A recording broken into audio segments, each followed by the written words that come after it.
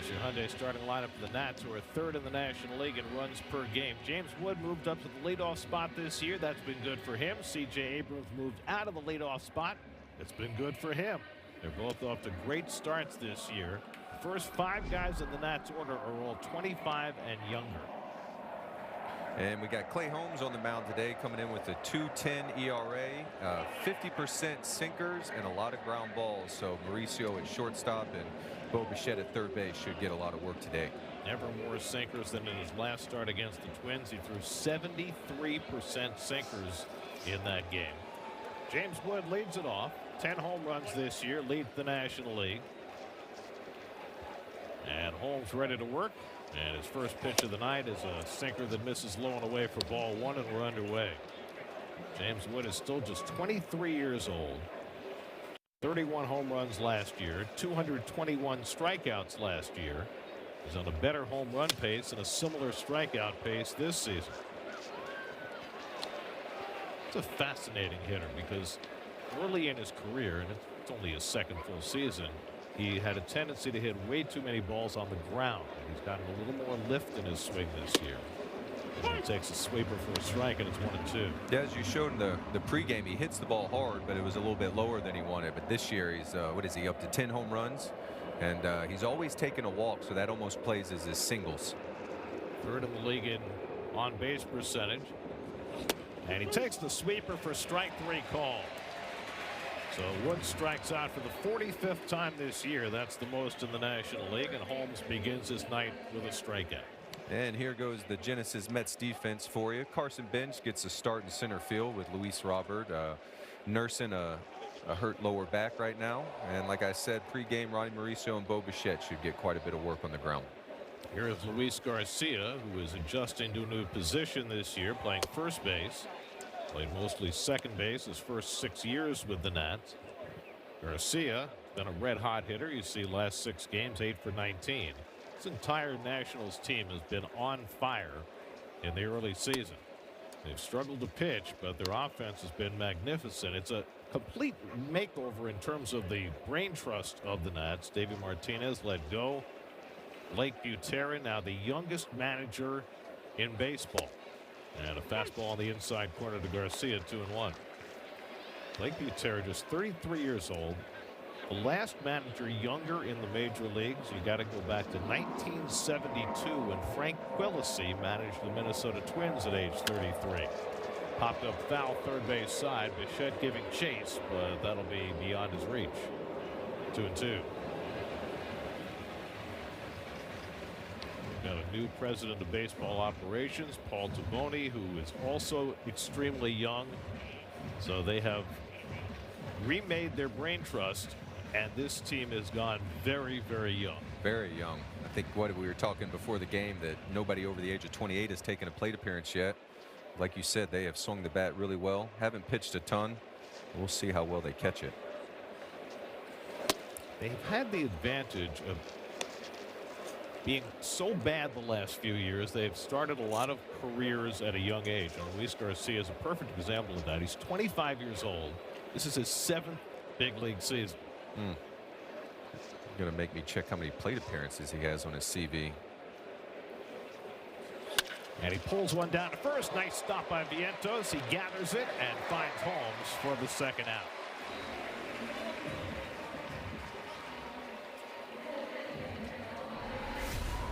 Yeah, here goes Mark Vientos. Gets a hop before, so he's in position. And the hard part of this one is keeping it in front of you. Bullet from Luis Garcia. Once you get it secured, pretty routine flip to Clay Holmes covering. But this is really well done by Mark. It doesn't have to be pretty as long as you get him out. So 2 out and nobody on. Now Brady House, who is serving as the DH tonight, plays most of the third base for the Nats. And he takes a sinker away for ball 1. House is just 22 years old. First round pick by the Nats in 2021 out of high school in Georgia. Made his big league debut last season. And Holmes falls behind him 2-0. Clay last year worked 2 games against the Nats, one as a starter, one as a reliever. Did not give up a run in either outing. 8 2/3 scoreless innings last year against Washington. Ground ball past the mound, and Semion's right there to field it. Side retired. 1, 2, 3, and every play Holmes with a couple of ground balls. Mets come to bat, no score.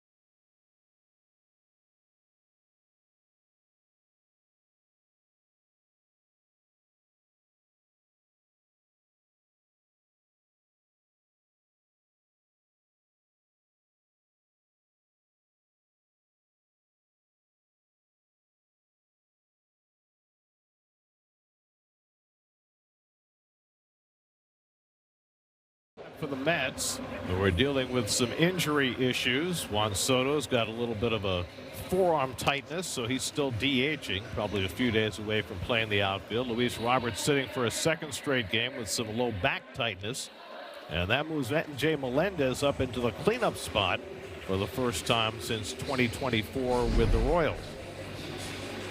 And here's Zach Littell, who right now is sporting a 7.5 ERA. Been hit around a little bit. They may think it is got a late start to spring training, so getting into form, but hasn't thrown the ball as well as he'd like to begin this season. Bo Bichette attacks him first pitch, flies one deep to right. Wood back to the fence, and it's out of here. Bo Bichette homers on the first pitch thrown by Zach Littell, and the Mets jump out to an instant 1-0 lead. Well, Littell's a pitcher, gives up a lot of home runs, and Bo is a very aggressive hitter, and he wasted no time. First pitch, gone. His 7th career leadoff home run.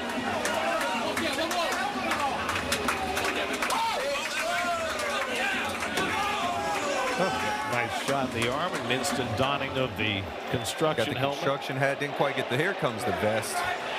Celebrate 1-0. Soto bluffs the bunt and takes a strike. Now, Littell gave up 36 home runs last year. He's now given up a dozen this year in just 25 innings, most of any National League pitcher.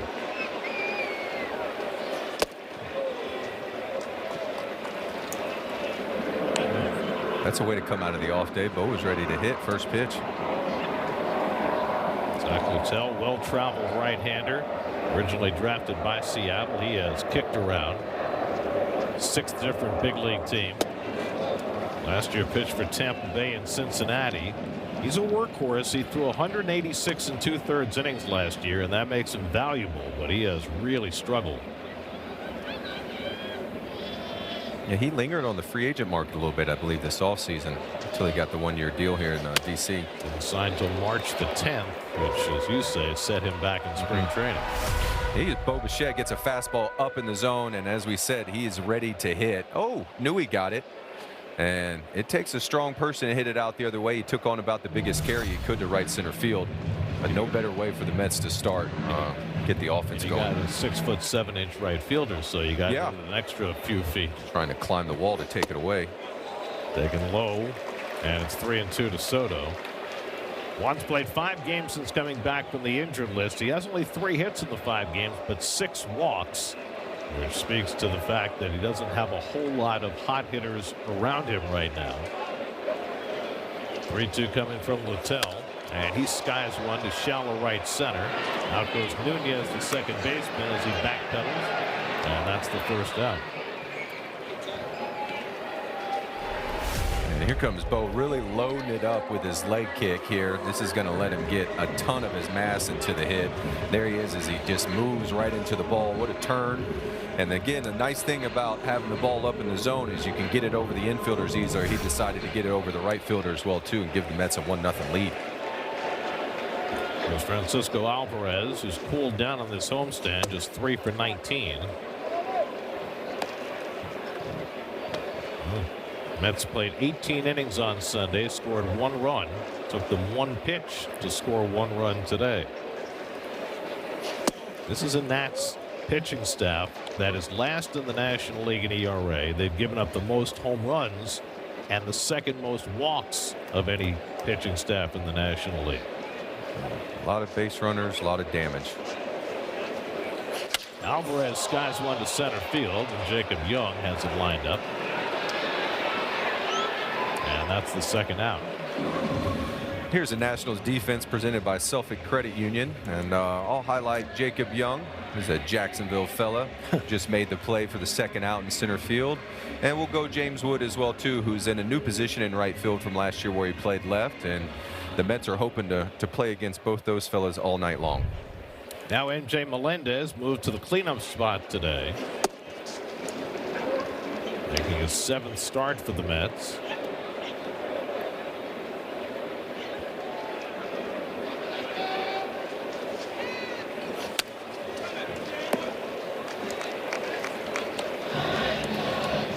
Starters numbers are not good for the Nats. The caveat is that the last 4 games they've actually been pretty good. The last 4 games their starters ERA is 0.93. He's played a couple of close games against the White Sox. Pop up in foul ground. Coming back is Millis, and that'll go out of play. 1-2 to Melendez. Getting the White Sox on the schedule feels like a good way to bring your ERA down. They're better though. They've got Murakami. Yes, that's Leads true. the major leagues in home runs. He is socking it. What, homers, walks, and strikeouts? Is that kind of what Murakami's got going right now? Yeah. A 3-run homer yesterday to help beat the Angels. After a 3-hour rain delay in Chicago. I wonder how many people watched it live. You mean like in the ballpark? Yeah, like there. We're talking about like paying customers, or are we including vendors and groundskeepers? And perhaps this. What are the chances they could have heard you doing the game while they were taking a plate appearance? Because I've done that before. That does happen sometimes. I remember there was a game in Baltimore a few years ago, even before the pandemic, that they played with no customers when Gary Thorne was doing TV for the Royals. And Gary Thorne is a fantastic announcer, but has the loudest voice of any human being I've ever met. And all the players on the field could hear his every word. Everything he did. 1-2 to Melendez. Mark Vientos would be next. And Melendez able to spit on that sweeper, and it's 2-2.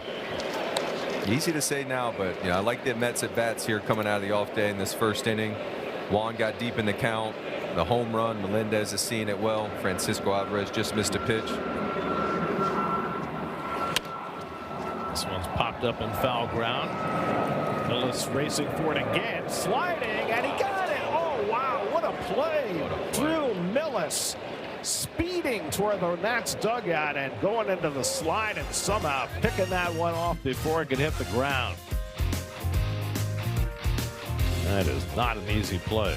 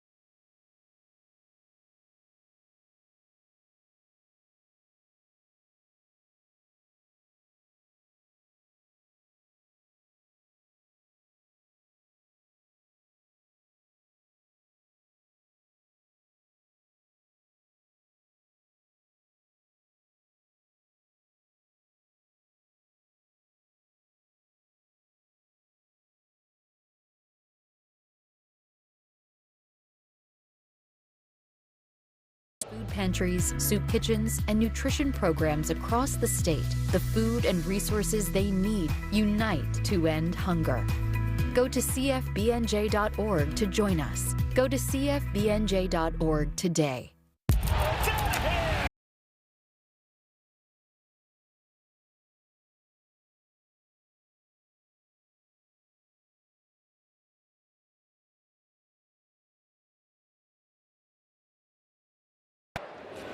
Clay Holmes take to a 1-0 lead. Gets first pitch breaking ball in for a strike to C.J. Abrams as we start the second inning. Abrams hitting cleanup these days, and he's off to a fast start. Abrams had a good year last year, 19 home runs, 31 steals, 748 OPS. He's been much better this year. Long-time leadoff hitter for the Nats, now hitting down in the order, and he hits a two-hopper to second. So Holmes getting the ground balls early. But your Allstate Good Hands replay goes to Drill Millis of the Nats. We even got a little bit of a late start, but he's hunting it. Really good awareness of the field. You can see in his glove how he breaks it in. It's a little bit softer, and it just sticks in that pocket. That's a really great play. Just right there next to the padding area. Is that one of those where you're supposed to then say he runs well for a catcher? It looked like he just kind of ran well. Yeah. Dylan Lyle, the batter. Lyle was unheralded when he came up last year, but he was the National League Player of the Month in September and wound up finishing 5th in the Rookie of the Year balloting. Crushed the Mets' hopes down the stretch last year. The Mets, as they fell short of a postseason berth, had a lot of games get away from them, and the Nats were responsible for several of them. And Lyle had a big piece of that. Wound up with an 845 OPS across 91 games for Washington last year. He's just 23 years old. Second round pick in 2021 out of high school in Louisville. He had a lot of right field last year, but they moved him over to left, figuring Wood would be the better defender. Fly ball out to center, and Bangees is back. And Carson puts it away, 2 out. 5 up and 5 down for Holmes. Well, here's Dylan Lyle last September. I think it was a tie game, right? And he hit this 2-run inside the third home run. Stretch your legs now. And he can fly. Oh, protect yourself too. 9 home runs he hit last year. Legged out one of them. Here's Jacob Young, the center fielder, and he's having a better offensive year. Last year, 583 OPS, 651 this year. They're more for his glove than for his bat. University of Florida product, now in his 4th season. Hasn't won a Gold Glove yet, but might someday. And he takes fastball strike from Holmes, 0-2. I can't say enough about Clay Holmes. You get a run in the first inning, he's gone strike 1 to all 3 of the batters that have come to plate right now, and hoping to finish this inning off, get the offense back in the dugout, and try to extend the lead and lead on Zach Littell again. And when I talked to Holmes about his last start against Minnesota, he said, when I was a starter in the minors, they had a rule that you could only throw your fastball first time through the order. And he said the start against Minnesota was kind of like that. Yeah, just having success. I remember Christy Mathewson reading a quote on him that you always wanted to hold something for the pinches. So you wanted to hold something back for the tough spots. Well, the problem for starters these days is you don't get to face those tough spots 3rd and 4th time around the order. They're a little closer to sprinters than they were marathon runners back in the day.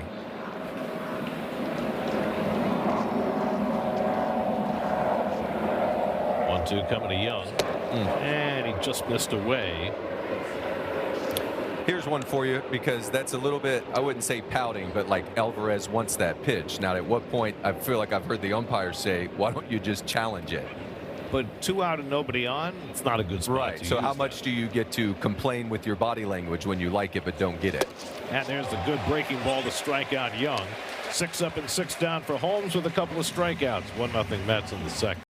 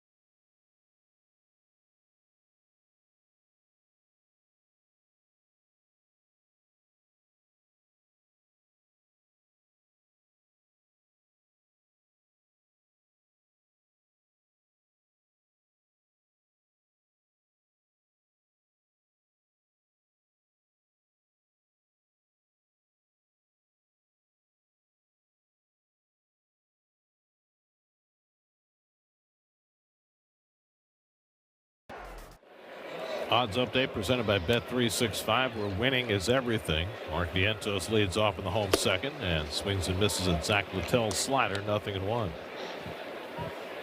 Vientos has heated up a little bit on this homestand, 5 for 16 so far. And he's always swung the bat well against the Nats. 906 career OPS against Washington.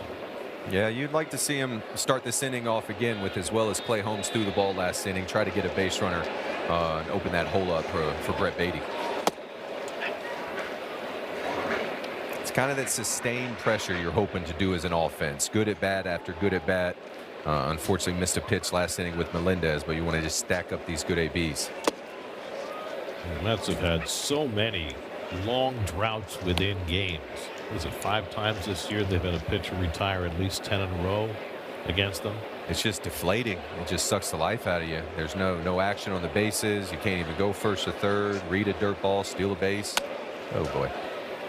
Not the one he wanted 2-1. Does that feed on itself within a team when things are going in that direction? Yeah, you can feel it because it almost gives the appearance as if you're not trying, but you are. You just have you have no offense, and when you have no offense, all you're doing is defending all the time. And Vientos goes down swinging on the splitter, and Littell's got his first strikeout. Of course, there's a lot of heat on the manager when things are going as badly as they are for a team that has as high expectations as the Mets do. I mean, what can a manager do? I think circumstances. What Carlos has done historically here, which is be the same guy every day, and I would just continue to encourage the fellas, watch the scoreboard, offensively, defensively. Like if you're, here you go, you're Brett Baty right now, 1 out, you're looking to get on base. You know what I mean? And where the base hits, you see at third base right now, there's only one guy. If I'm going to hit it low, hit it there, and then pull it to the gap in here, try to hit doubles. I think just allow the scoreboard to make your decision making for you, and I think it'll allow you to play freer, because every time I've run into Carlos, his demeanor says go play free, express yourself. And so just encourage the fellas to keep doing that. Read the scoreboard.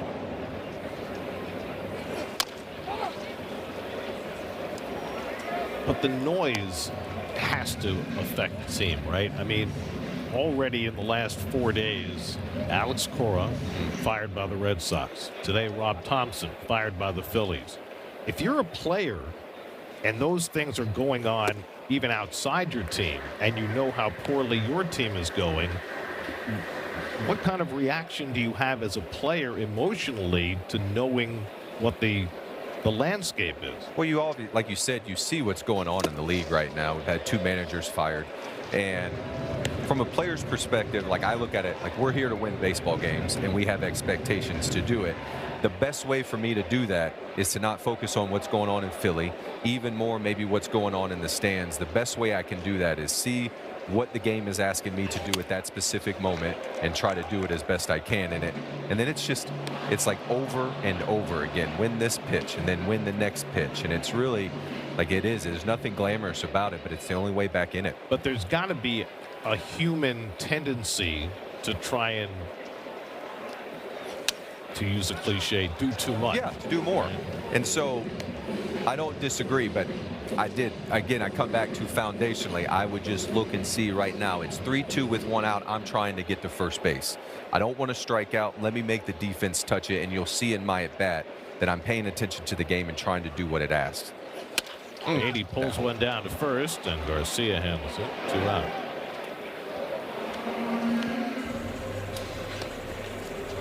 But it is, you want to do more because you love your skipper. Like he comes in here every day, he's advocating for you.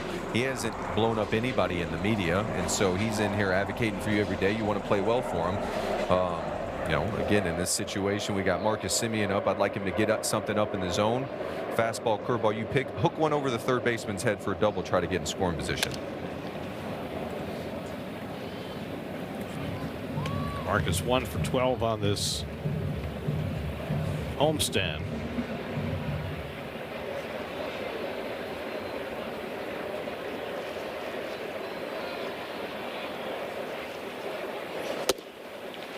Takes a slider right there, and it's 0-2.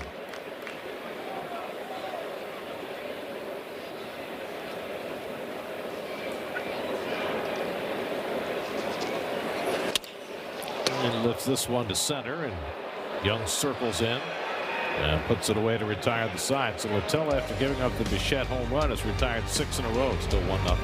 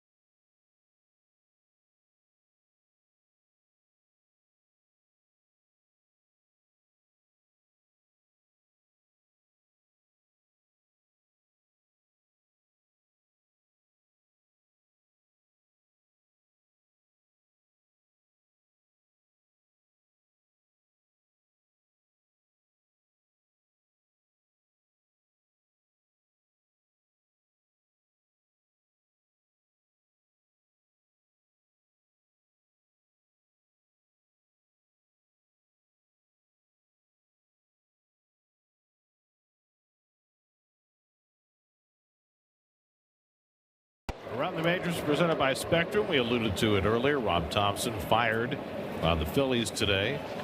Took them to the World Series after he took over from Joe Girardi in 2022. The Phillies off to the same kind of start the Mets are. And Dave Dombrowski, president of baseball operations in Philly, made the move. What I found fascinating is that Dave conceded that he had spoken to Alex Cora over the weekend after Cora was let go by the Red Sox, and Alex said he wanted to spend some time with his family, and that's when he made the move to bring in Don Mattingly from bench coach to be the interim manager. Vientos makes the play on Jorby Vivas, one away. I mean, those are the worst records in the majors, and Mets are right down there with the Phillies. That's the lowest scoring team in baseball through the first 28 games. Fewest runs the Mets have scored in their first 28 games since 1981. All right. So I didn't play on any of those ball clubs. We scored a little bit. The Phillies out to a 1-0 lead on the Giants tonight. Drew Millis, the switch hitting catcher, steps in. It has created an unprecedented situation in Philadelphia. Never before have you had a manager whose son is the general manager. Yeah, that's a cool story. Preston Mattingly, the GM, even though he's not president of baseball operations, he's still the general manager, and Preston is now his dad's boss. What do you think about the lineup tonight, Dad? I disagree. We might have to go in a different direction.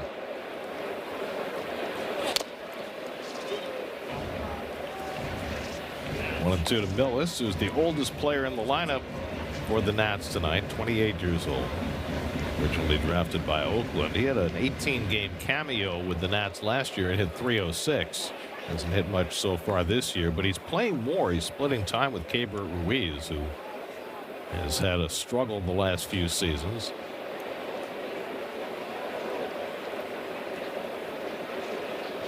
It's very odd to see a team with two switch hitting catchers. Millis drives one to right center field, and he's got the Nats' first hit. Picked up by Beatty and played back in. So after Holmes had retired the first 7, Millis with a 1-out single in the third. Yeah, here's Millis, gets a changeup or some splitter down in the zone, and he's able to scoop it and get it over the Marcus Semien's head and kind of drop it right into that triangle in between the right fielder and center fielder. A really nice piece of hitting to be able to scoop it over the second baseman. So 1 out and 1 on. Now the speedy Nasim Nunez batting 9th in the order. Nunez has been playing most of the second base this year. Hasn't hit for a high average, but he leads the National League in stolen bases. And when he gets on, he's a threat. He's a kid who was born in the Bronx but raised in Georgia. Rule 5 pick 2 years ago by the Nats, coming out of the Miami organization. Hasn't played much the last couple of years, but getting a full opportunity this year at age 25. Not easy to stay on the roster the whole year as a position player. For the Rule 5 draft, that is. It's difficult to carry someone that long. And sometimes it can retard a player's process. I mean, that certainly was the case with Luis Torrens. He was a Rule 5 pick and spent a year in the big leagues when he shouldn't have been there, and really took him a while to overcome that. Hit sharply to second, a chance for two, but Nunez can fly. Mauricio's throw not in time. Nunez, one of the fastest players in the league. Very hard to double up. It's time to go yard. Echo, power on and on. James Wood, who took a call third strike his first time up. Watch out for Nunez at first. 13 steals already.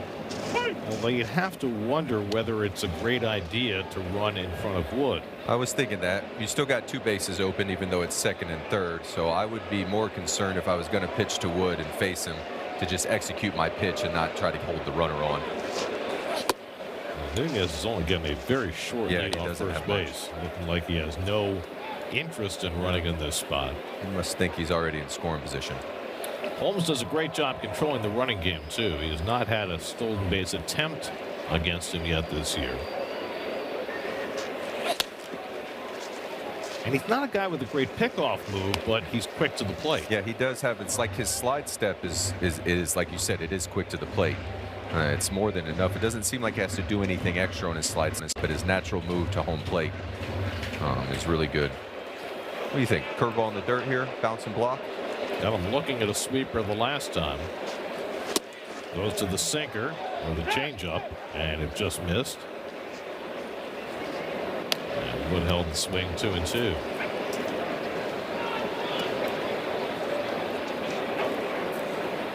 James Wood with the lead among National Leaguers.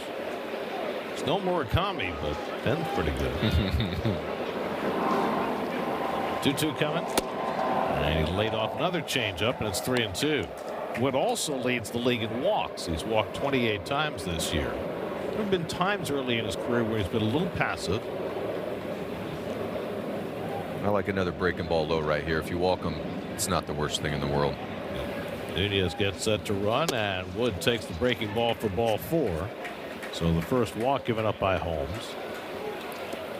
And that puts a runner in scoring position for Luis Garcia. I don't mind the idea. It looked like the two off-speed pitches he threw to Wood to put him away. He didn't start him on the plate, which is James Wood is really good about making you stay on the plate. Would have liked to seen Clay be able to throw that breaker, even if it was in the dirt, keep it on the plate. But it's still getting out here and in the inning, and there is still a base open with a right-hander on deck. So Luis Garcia hit the ball hard his first time up, and Vientos was able to smother it and make the play on him. 2 out and 2 on. And Garcia takes a sinker for ball 1.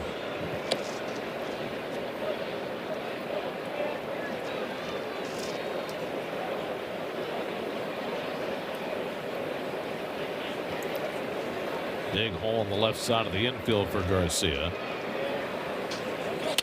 He tries to go that way and fouls it off, and it's 1-1. Luis Garcia, one of 3 players with that name, rattling around in baseball. Another one was with the Mets, right? The one who was with the Mets, the relief pitcher, just got called up by the Twins today. So he's back in the majors. And then there's the starter, Luis Garcia, who had some good years with the Astros. 1-2 to Luis Garcia Jr. That's how you. Here we go. That's how he'll separate himself.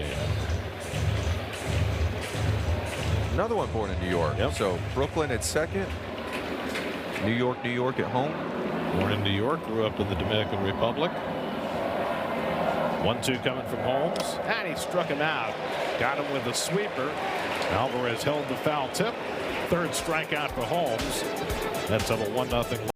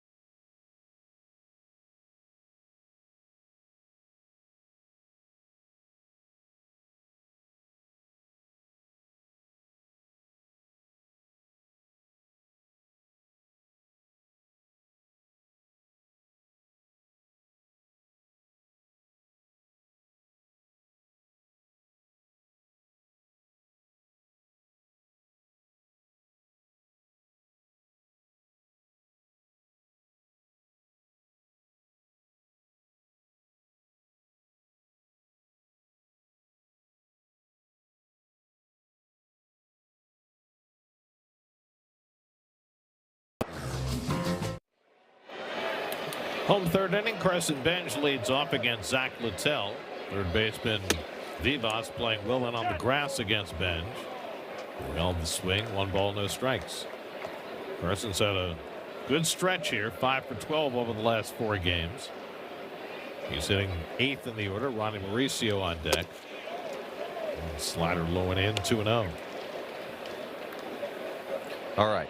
Either take, or if you hit it, pull it foul, or hit a bullet somewhere. I guess that's a little bit result, but those are the options right now. 2-0. Well, you got to watch Carson during spring training, and you saw how disciplined he was at using the whole field and making good swing decisions. Didn't start that way at the start of the regular season. So what have you seen? Yeah, I think that what the pitchers have been able to do, they're kind of attacking him. He hasn't seen this before. I was talking to you earlier that you know, Yamamoto threw him a cutter out in LA, and I thought to myself, he's never seen anything like that before. So some of it is getting adjusted, and he seems like he's had a bit of trouble pulling the ball for base hits here at the start of the season. Lays off the splitter, and it's 3-2. Well, while Benj tries to get his footing here, the Mets' next outfield prospect, A.J. Ewing, just got promoted to Triple-A today, and he got a triple his first time up for Syracuse. Benj off the fists out to center field, and Young is there, 1 out. A.J. Ewing's a fascinating kid because he's played some second base, he's played mostly in the outfield. He stole 70 bases last year. I mean, he has plus speed. Wow. So if he hits, he may come very quickly. And getting a triple your first time up in Triple-A, that's good. Yeah. Easy league. Gives you a 3,000 slugging percent. What's next? What's the next level? Ronnie Mauricio making his 5th start. You can see here a little bit at the bottom of the order, Mauricio and Benj last swing getting beat by fastballs in the middle in what I would consider positive counts. 2-0, 0-0. Just not quite centering the fastball in the zone right now. And against a guy who's not throwing 95 plus. No, you don't think Zach's going to throw it by you.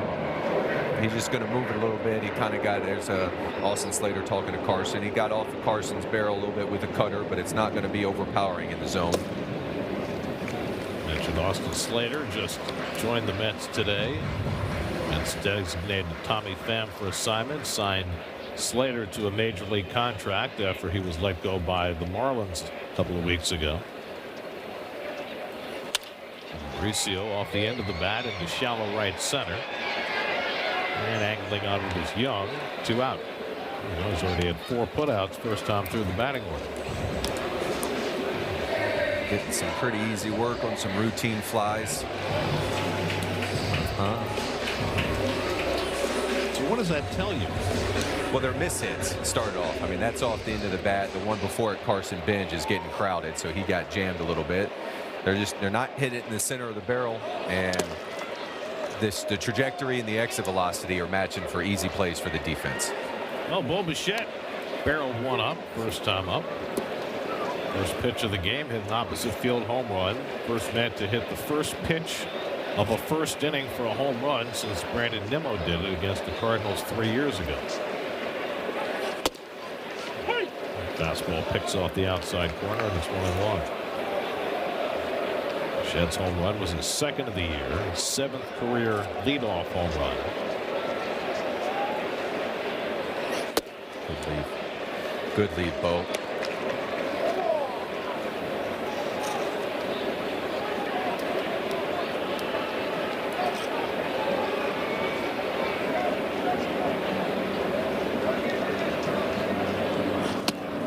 Bichette lays off on the slider, and it's 3-1. Now you take a shot.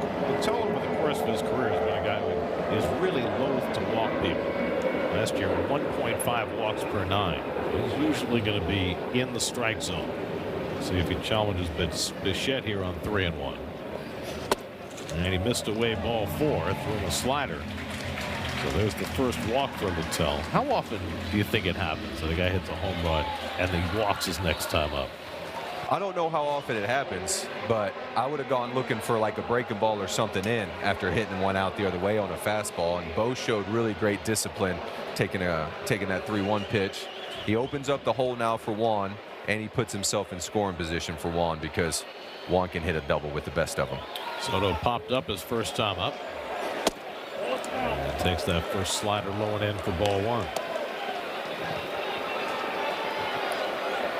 Soto's reached base safely in all 13 games he's played this year. And just has to get his slugging going.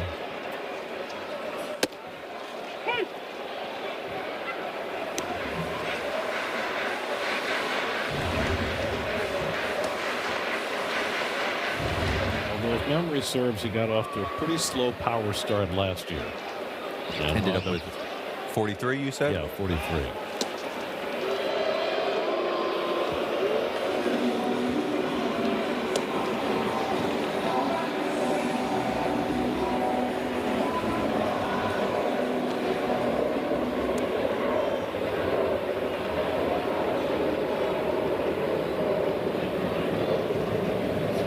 This is the 3rd time in the last 4 games the Mets have faced a starting pitcher who has an ERA over 6. Michael Lorenzen and Jose Quintana made those numbers look silly, and Littell trying to do the same.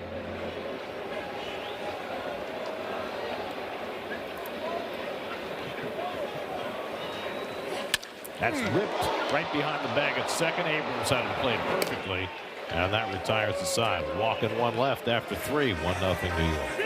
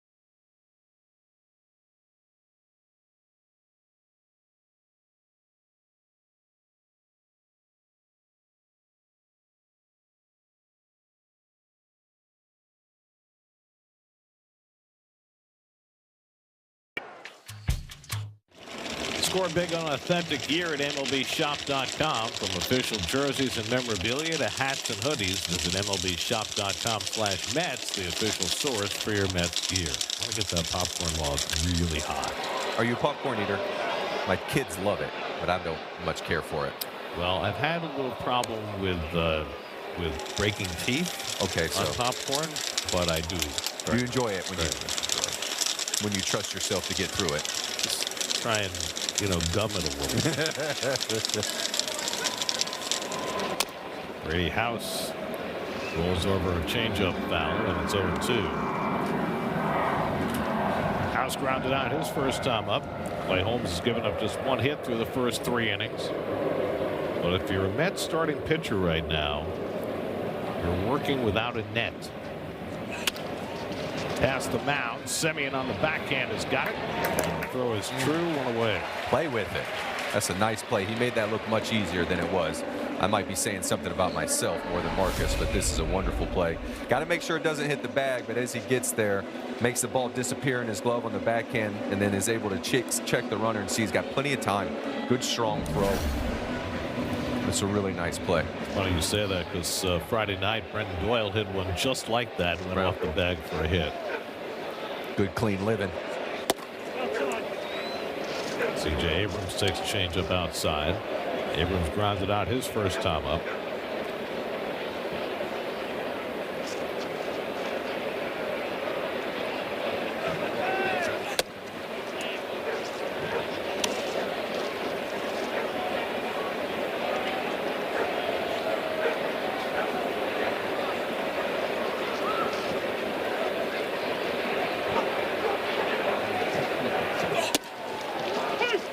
Sinker in for a strike.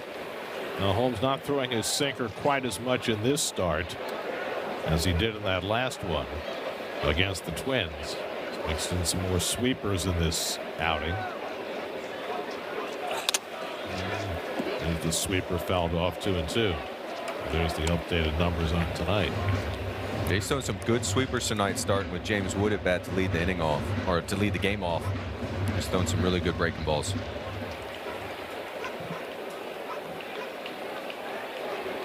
2-2 to Abrams with Dalen Lyle on deck. And he slashes one the other way for a base hit. So Abrams with a 1-out single, and he got another base stealer aboard now for the Nats. Second hit against Holmes. Yeah, you could see here's the swing from Abrams. It was a front hip seeker. Holmes was trying to get to him, and it leaks out over the plate. He's able to flatten it out, shoot it right over the third baseman's head, and drop it in front of the left fielder Melendez. And out there, really good piece of hit. As you can see, Alvarez sets up, leaks back over the middle. I'm sure Clay was probably trying to start that ball more in the chalk of the batter's box and then get it to leak over the plate. It's a pitch that you throw that you really want him to take. You don't want him swinging at it. Abrams a short lead, and Lyle takes fastball high. Abrams has 5 steals this year, 31 last year. He's had as many as 47 in a big league season. Lyle flying to center his first time up.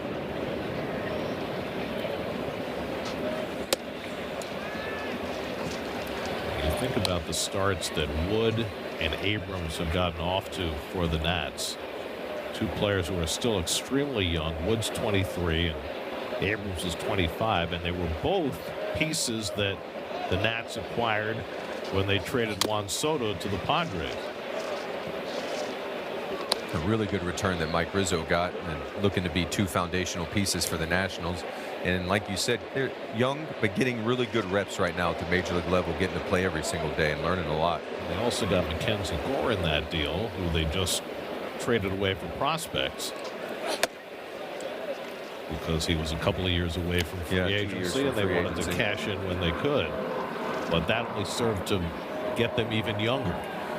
Yeah, we were listening about the prospects from Dave Yeager before. I didn't know him. I'm sure we will one day, but they're not helping the major league club this year. Breaking ball hit down the right field line. Over toward the corner comes Beatty. He's got room to make the catch, tagging at first Abrams, but he will go back as Beatty gets it in quickly. So Lyle just missed on that breaking ball. And that's the second out. Well, the Nats play very high-scoring games. They are third in the major leagues in runs scored. Their pitching has been fairly dreadful.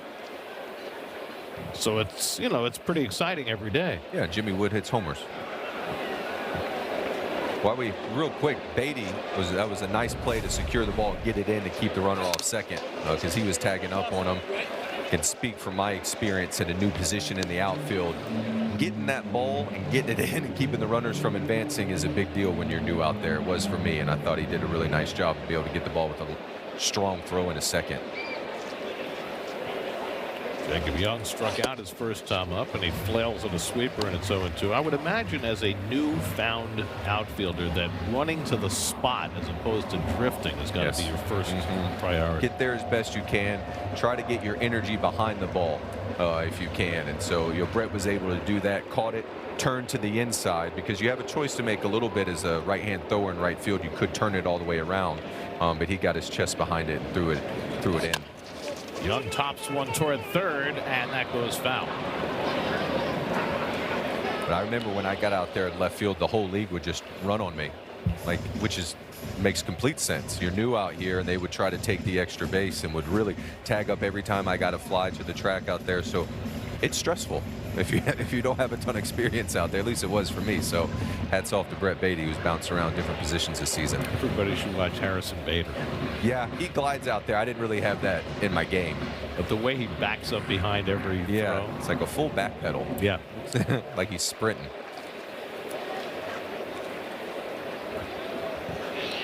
Gilbert Gomez, who coaches the outfielders in addition to his duties as first base coach. And that's a lot of responsibility for him, you know, getting Brett comfortable in the outfield. Here we go. Carson Bench bounce around, challenge on the catcher is challenging the ball call. Alvarez trying to put the brakes on this inning and does not get the call. The pitch was a ball. New York has one challenge remaining. The Mets lose their first challenge in the fourth inning. ABS powered by T-Mobile.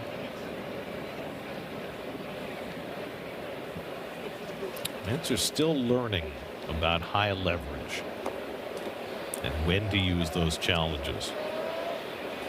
Rather than challenging an 0-2 pitch, maybe a 3-2 pitch. And swing and a miss, got him up and in. And there's the fourth strikeout for Holmes. 4 scoreless for Holmes. And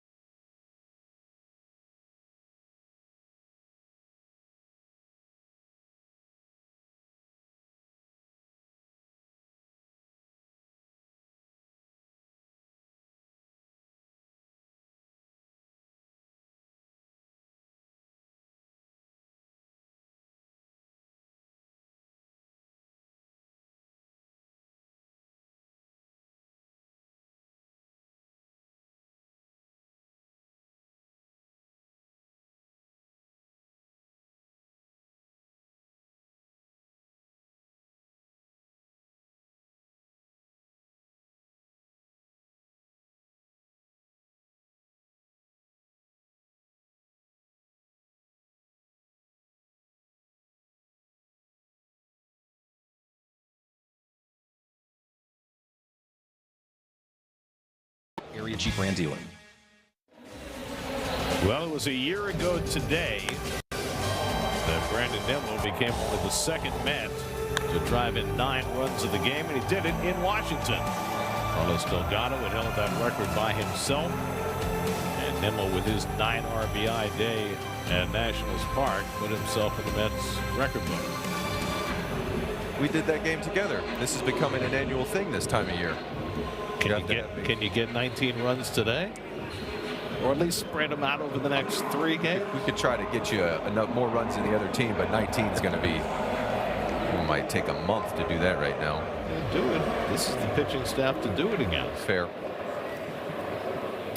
Francisco Alvarez leads off in the home fourth against Zach Littell and pops up on the first pitch. First baseman Garcia under it. 1 out. We check in with Steve Gelb. Steve? And you know, guys, it was about 2 months after that game when Nimmo hit the 9 RBIs, had the 9 RBIs, that the Mets optioned Francisco Alvarez down to AAA. And we've talked about how one of the most important things that happened down in AAA was he adopted a routine that he could lean on every single day. And one part of that new routine that he still uses to this day is about a half an hour before the game starts, he takes some pretty tough batting practice in the cages. And Murph, I found this part of it really interesting, wondering what you thought. That batting practice changes based on how Alvarez feels on the day. So if Alvarez feels really locked in, then he wants to see all different types of pitches, fastball, off speed, spin. But if he's not feeling good, if he's in a funk, as that one sneaks through for a base hit from MJ Melendez, then what he will do is want to see only fastballs, because the most important thing, of course, is being on time for the fastball. Yeah, I like that a lot. Like if you get in there and you want to make sure you're on time for the fastball, but if you're not feeling as good, kind of go to everything else. The way, honestly, I would do it pregame is I would get like either front toss or batting practice, and I would tell him to lay it in there so I could sock this thing as far as I could. Because during the game, he's trying to get me out, so I wanted to feel as good as I could when the game started.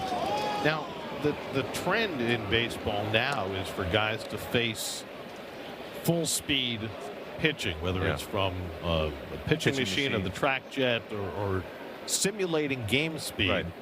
But that's a relatively new phenomenon. Did you ever do that? I didn't. We didn't have access to it necessarily. Some of the machines would. Really what it is you're trying to figure out and see how that pitcher's ball is going to perform that night. I'm all for that. At the same time, I'm not going to get the same rhythm out of a machine as I am a human, so I feel under attack. I don't want to go into the cage 20 minutes before the game starts and hit the ball off my fingertips and off the end of my bat. So what I would honestly do is I would grab Pat Rossler and tell him, I want you to lay this thing right in the middle for my batting practice, and I'm going to try to waffle every single one of them and then go play. To Mark Vientos after the Melendez 1 out hit. At the same time, I do think it is good. I would probably have gone in there and watched the ball perform more than I would have probably tried to fight the machine and get hits off of it. Just to get a feel for what that pitcher's stuff looks like, as opposed to swinging again. Yeah, because you get an idea. I get that. You know, his ball's got some finish to it at the top of the zone. You want to see that, or he's got a unique breaking ball. You just want to see how it's going to do that night. I did, though, think that I still haven't run into a machine that paints a better picture than my brain does. And so that's how I would usually run through the pitchers. I would do it in my mind with my own sort of reps.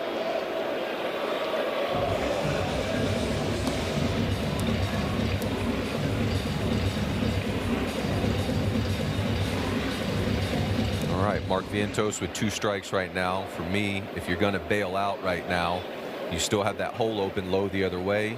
Maybe you can get a good take. So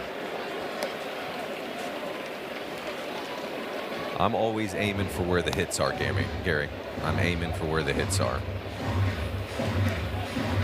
So right now, as you see, the 3-4 hole is open with the runner on first, so you can win low the other way. You can win it with a line drive over the shortstop or third baseman as well too. Harder to win and beat the right fielder and the center fielder in the air, as we've seen tonight. Second throw over for Littell. See if Melendez is running on a 3-2 pitch with 1 out. Vientos struck out his first time up. Melendez lengthens his lead. Not going. And it's ball 4. Missed by much. But the second walk issued by Littell. Now, what's your feeling on that one, Gary? You think that was one that was worthy of a challenge? I think that if you're going to challenge a close pitch, 3-2 as opposed to 0-2 makes a lot more sense. I mean, it changes the whole inning. I mean, we saw a bases loaded walk turn into an inning-ending strikeout over the weekend. 2 on and 1 out for Beatty. He grounded out his first time up, and he takes that splitter down for ball 1. First plate appearance tonight for the Mets with a runner in scoring position. Had 2 hits. And Littell's now walked a pair. Beatty hitless in his last 8 at bats. Brett again takes a splitter down. It's 2-0. Littell is throwing that splitter less this year than he has in the past, but it's still a 20% of the time pitch. It serves as his changeup. Well, right now, if I'm Brett, I want something up in the zone, probably up near the belt or above, and we're looking to play against the right fielder. Get it out. Beatty tries to hold on the high fastball, but he went around. Chad Fairchild, the third base umpire, with the call. 2-1. Tell you what, yeah, Brett's unable to hold his swing up. I don't mind him taking a chance. That one had a little bit more finish to it than some of the other pitches from Littell tonight. Still ahead in the count. Marcus Semien, the on-deck batter. And that one sails up high, and Mills does well to keep it from going to the backstop, and it's 3-1. I would say finish. Yeah. So similar to the last one that Littell just threw, the cutter is going to have more kind of finish and carry through the zone. It's just going to kind of keep staying on that same plane and really ride through it. You can tell, at least by my eye, that Littell is really trying to step on it right now in this situation, in a pinch and in this jam, and he missed badly with the 2-1. And Beatty with another check swing. So he's trying to check his swing twice on pitches out of the strike zone, but now he finds himself in a full count. Yeah, this is another one up in the zone, and he kind of wanted to shut it down. Rolled his ankle a little bit. All right. Sometimes you end up in the ground in baseball. It happens. He can get up again. Here's to hoping. Fall down in a way you can get back up. Fifth full count for Littell in the first 4 innings. 3-2. First I'll look back at second. Nobody covering. 30-year-old Zach Littell from Burlington, North Carolina. On to muscle his way through this 4th inning. And then Beatty takes a walk, and that loads him up. So back-to-back walks issued by Littell, the guy who very rarely walks many. And that'll bring the pitching coach, Simon Matthews, out of the dugout. We'll talk to his veteran right-hander. Nobody up in the Washington bullpen. Let's have an opportunity here with the bases loaded and 1 out, and Marcus Semien coming up. Yeah, and if you're Marcus in this situation, you're looking to get something up middle of the zone as best you can. Play catch with the center fielder. If you could go play catch with Jacob Young right now, you'll score a run. If you end up missing him on either side, you'll score 2 or 3. Semien, despite his overall troubles, has been the Mets' best this year with runners in scoring position.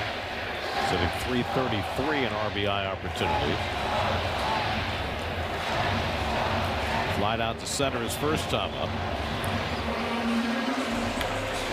Melendez with a 1-out hit. Vientos and Beatty each with walks.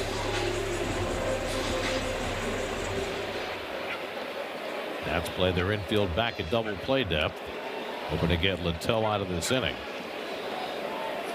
And Semien takes fastball on the inner part of the plate, 0-1. See, that wouldn't have been a bad first pitch to challenge because you got the bases loaded. Yeah.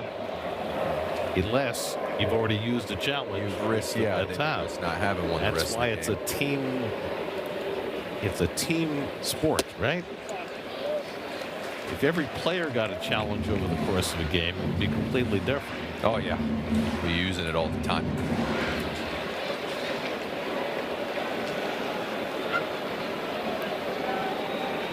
1-1 coming. And Semien lifts it foul. It's 1-2. Marcus has 7 grand slams in his career. Mets have not hit a grand slam yet this season. The rain is falling, Gary. Well, it's supposed to come till tomorrow night. It's coming down fairly healthy. 1-2 coming. Bouncing ball to third. And under the glove of Vivas and down the line.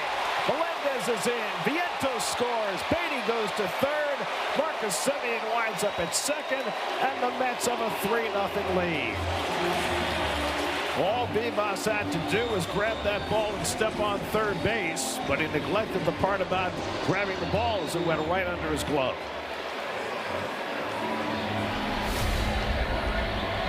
Yeah, here's the swing for Marcus. He grounds it to Vivas, like Gary said. Vivas goes at it with one hand. I would have preferred to see him go with it with 2 as best he could. Hats off to Marcus, though, putting the ball in play with 2 strikes. Here he is. You can see that offhand, the right hand is throwing hand. There's a, that's a line in left center field by Bench for a base hit, and that'll bring in 2 more. Beatty and Semien come in to score. The Mets have put 4 runs on the board after the error, and it's 5-0 New York.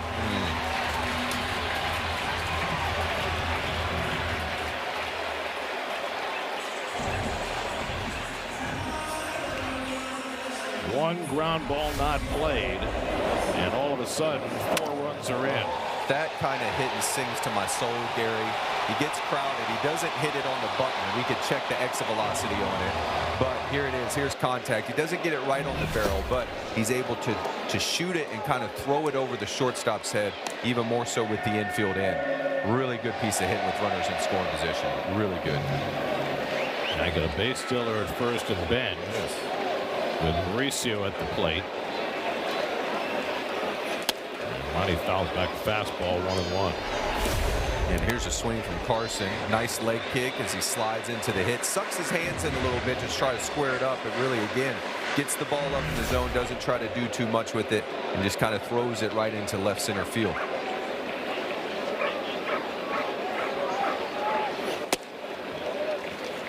Balls and a strike to Mauricio.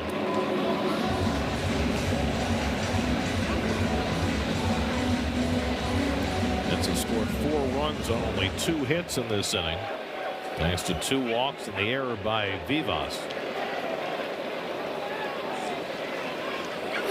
And Mauricio banks one up the middle for a base hit. Benj will go first to third, and the Mets continue pounding. It's first and third and 1 out.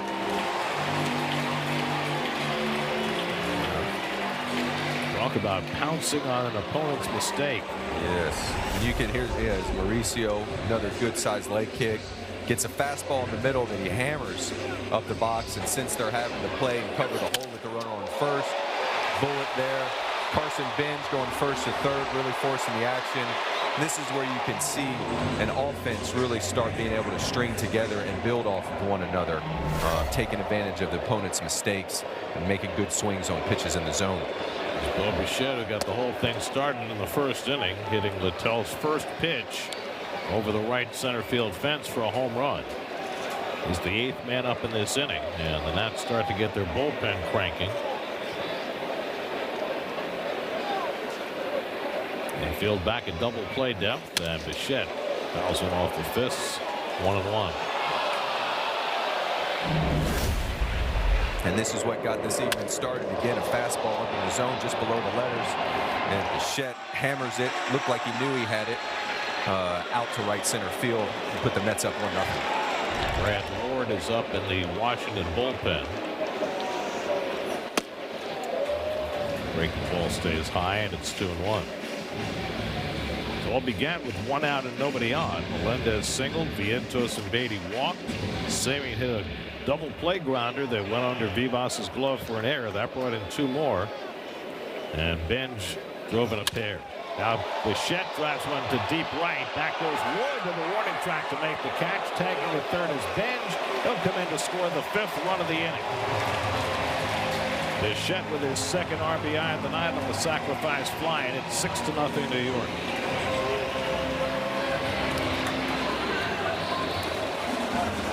Sure you're not getting 19 tonight?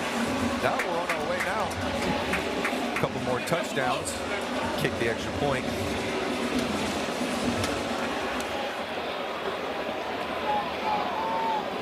Now Juan Soto, the 9th man up in the inning. He's popped up and grounded out 0 for 2. And Juan takes a splitter up and away for ball 1.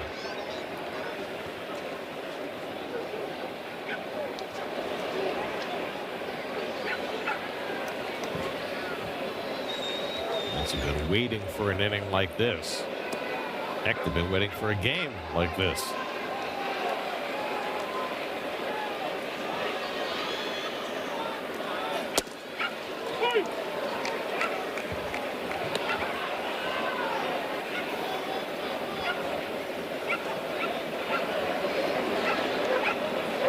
Mauricio at first with 2 down.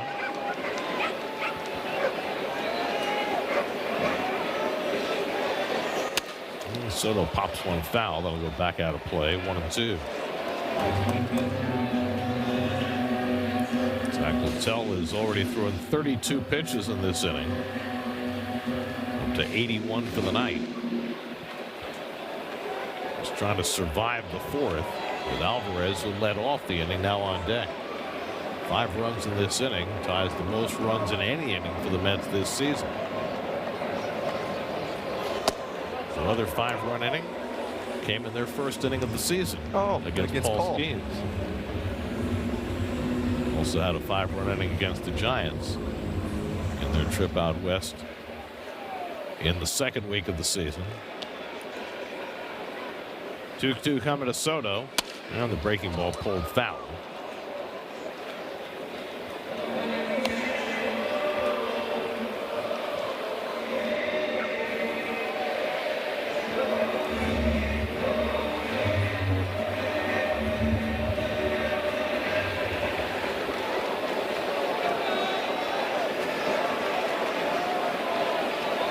Again, the 2-2, and Soto drives this one a deep left center field. Back near the wall goes Lyle, and it's out of here. Juan Soto goes the other way for a 2-run homer. Second of the year for Soto, and the Mets have a 7-run inning. 8-0 New York.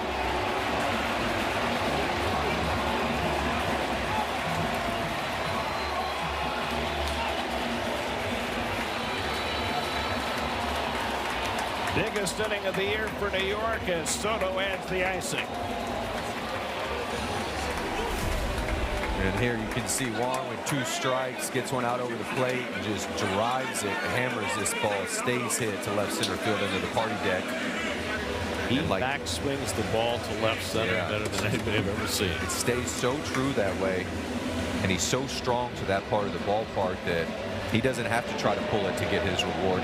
He can, again, here it looks like if you have just a sinker that ran away from him, he knows he's got it, and that'll finish off Zach Littell's night.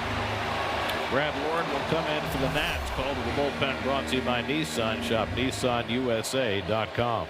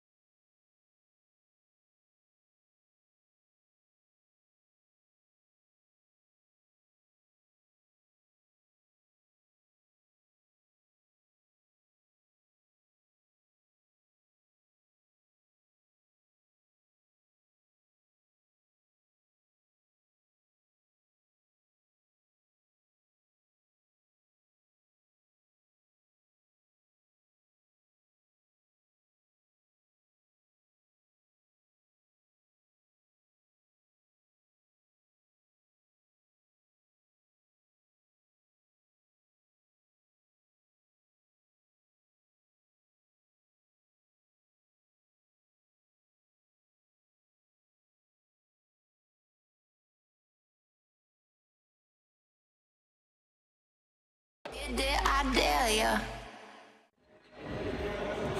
Juan Soto, we said that the only thing he was missing was the power piece.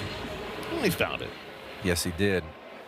2 strikes, no less. Still be able to drive it out to the other way. Brad Lord on in relief. We saw Lord last year as a starting pitcher. And like so many teams, including the Mets, the Nats have put some starting pitchers in the bullpen for length. Yeah, and you were talking about that before the game, that it seems that modern baseball is kind of trending in that direction to be able to have multiple inning relievers in the bullpen to make up for some of the starting pitching that doesn't go as long as it used to. I think at some point we're going to get to the point where you have 10 starters and you piggyback 2 of them in every game, and then you got 3 other guys to pitch the higher, like the innings at the end. Yeah, makes sense. The way the game has gone. Alvarez started this inning by fouling out to first. And he tops this one toward third. Vivas handles this one cleanly and throws out Alvarez, but Vivas's error leads to a huge inning for New York as they put up 7 and lead the Nats 8.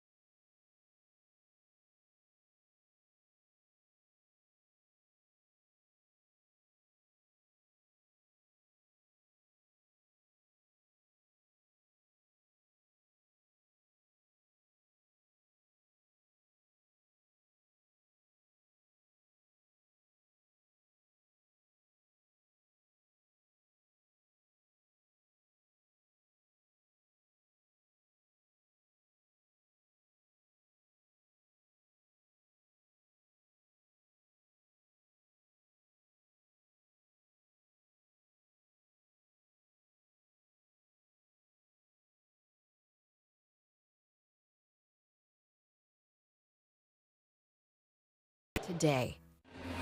CarShield presents streaming of SNY Mets games on the MLB app. Stay on top of all the amazing action with an enhanced user experience. Scan the code to download the MLB app today.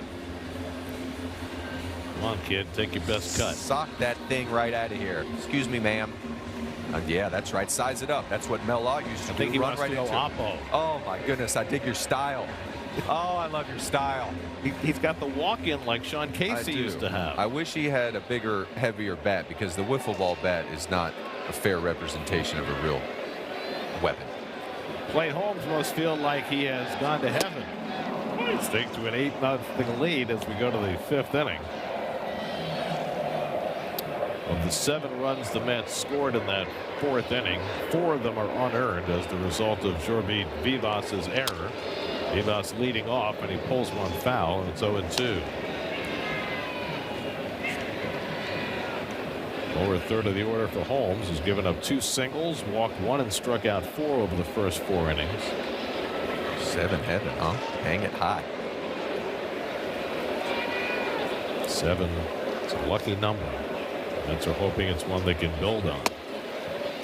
Ball and 2 strikes to Vivas with Drew Millis and Nasim Nunez to follow for the Nats in the 5th.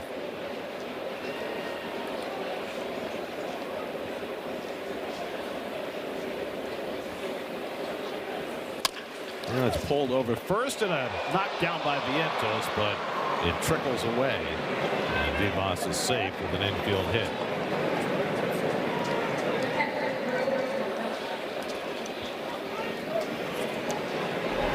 Yeah, not the easiest play for Mark. I think it's one he'd like to have back as he gets it closer to him than I think he believed it was. He takes quite the hop. It is one of the highest hops seen from a corner infielder. Millis takes a sweeper for a strike. Millis had the first hit for the Nats, a single to right center in the 3rd. 3 hits now against Holmes over 4 innings plus.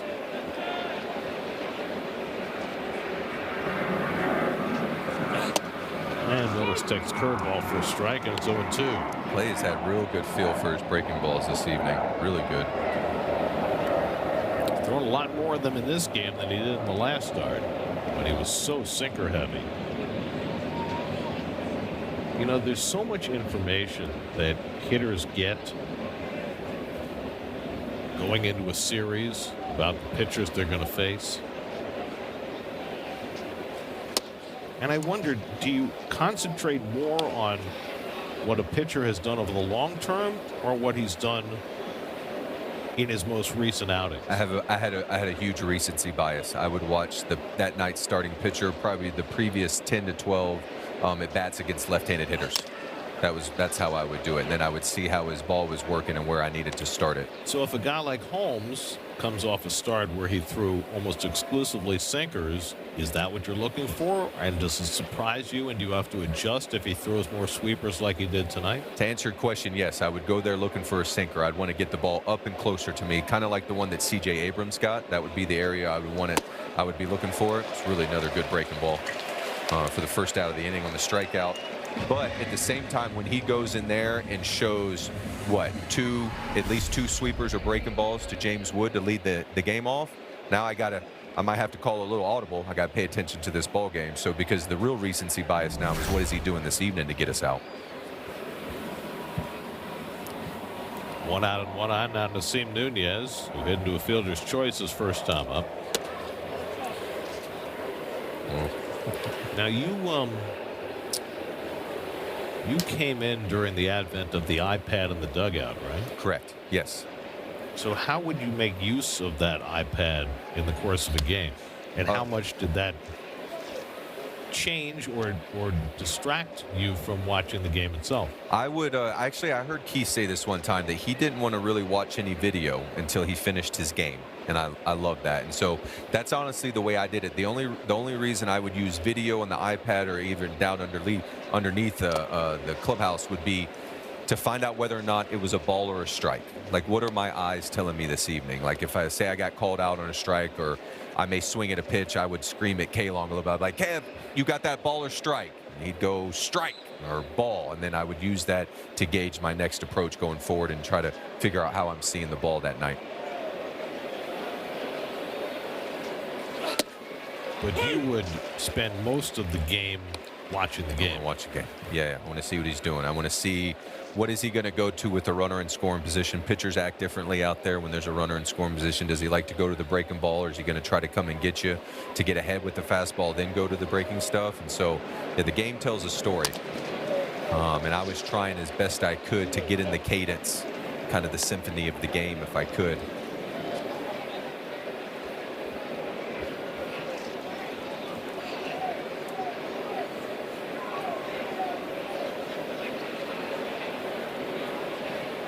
Two and two to Nunez, the number 9 hitter, with James Wood on deck.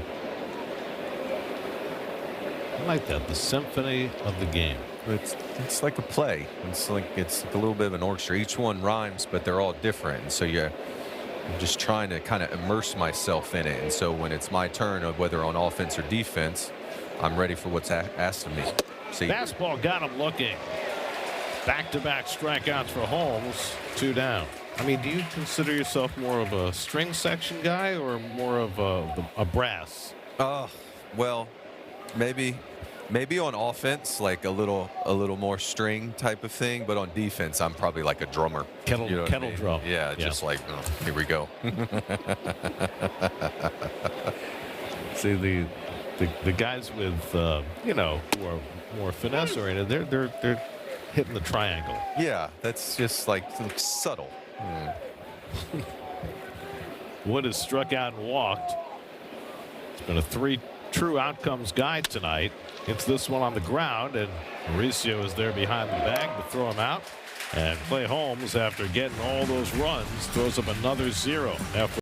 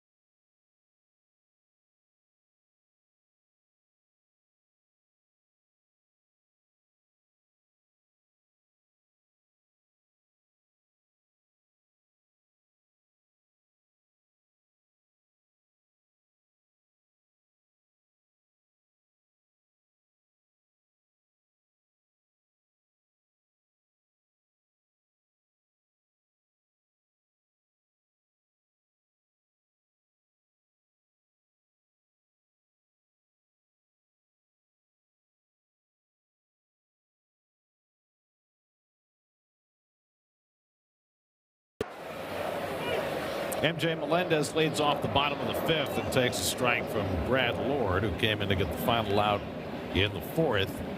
After the Mets scored 7 times against Zach Littell, Melendez rolls one down to first. That stays fair for Garcia.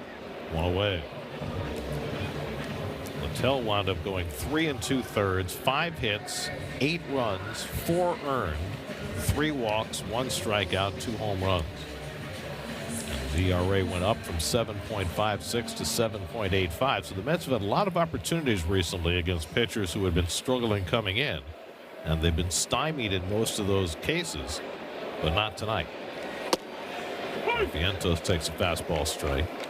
It really took advantage of the Vivas error. It's hopefully the sign of a ball club trying to go on a run, take advantage of the opponent's mistakes when they give you extra outs, really punish them for it.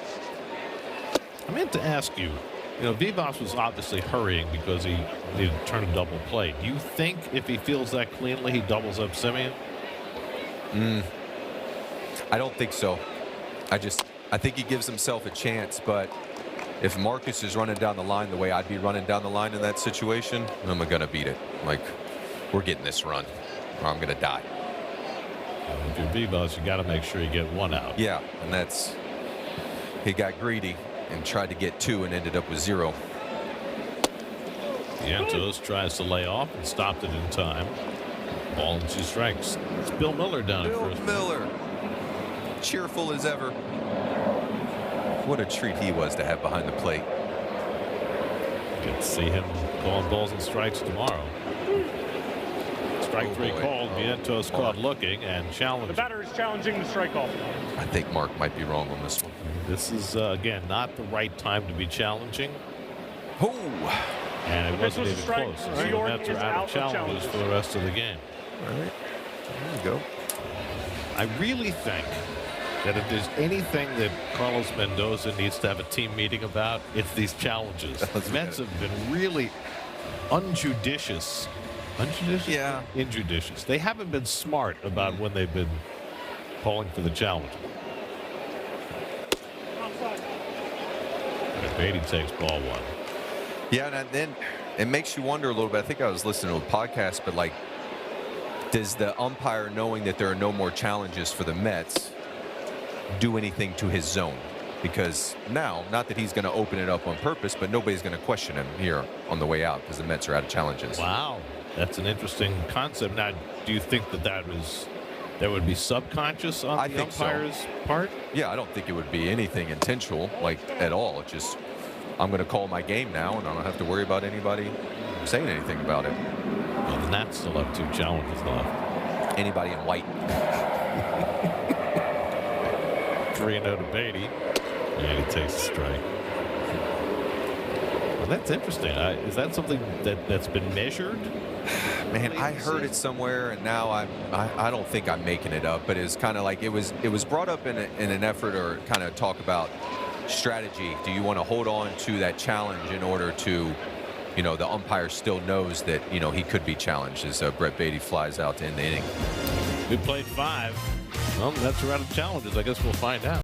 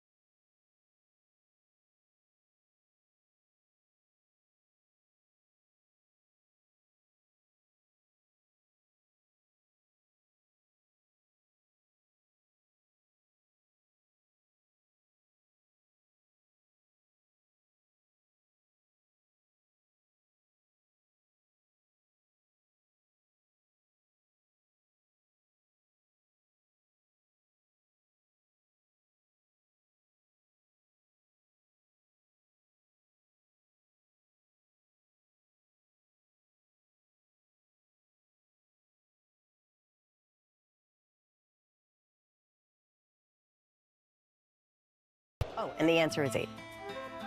8 spiders. Sixth inning, Clay Holmes working with an 8-0 lead. Facing 2, 3, and 4 in the order. Tyrone Taylor comes in to play center field. Carson Bench moves to left as the Mets play with a big lead. Good looking curveball. He's really had that new option working for him. That's a new pitch for Clay this year. Yeah, more top to bottom, kind of top of the zone to bottom of the zone to go along with the sweeper. We've seen him throw more side to side breaking ball, and he's been getting strike one all night. Luis Garcia is 0 for 2. Takes that curveball outside. Garcia, then Brady House and C.J. Abrams for the Nats in the 6th.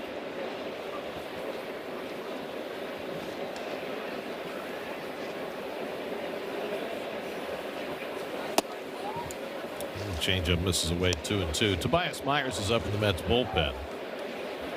Holmes went 7 in his last start, but he hasn't thrown more than 90 pitches in any outing yet this year.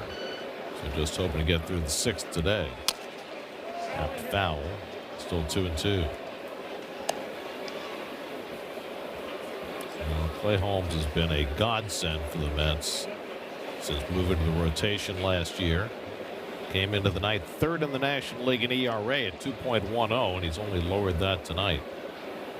Averaging 6 innings a start, I believe, coming into this game. It's been quite an acquisition. Been really good.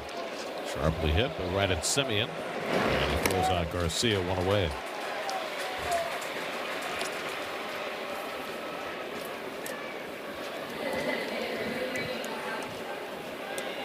So 1 out and nobody on. Now Brady House. House has been up twice, grounded out to second base both times.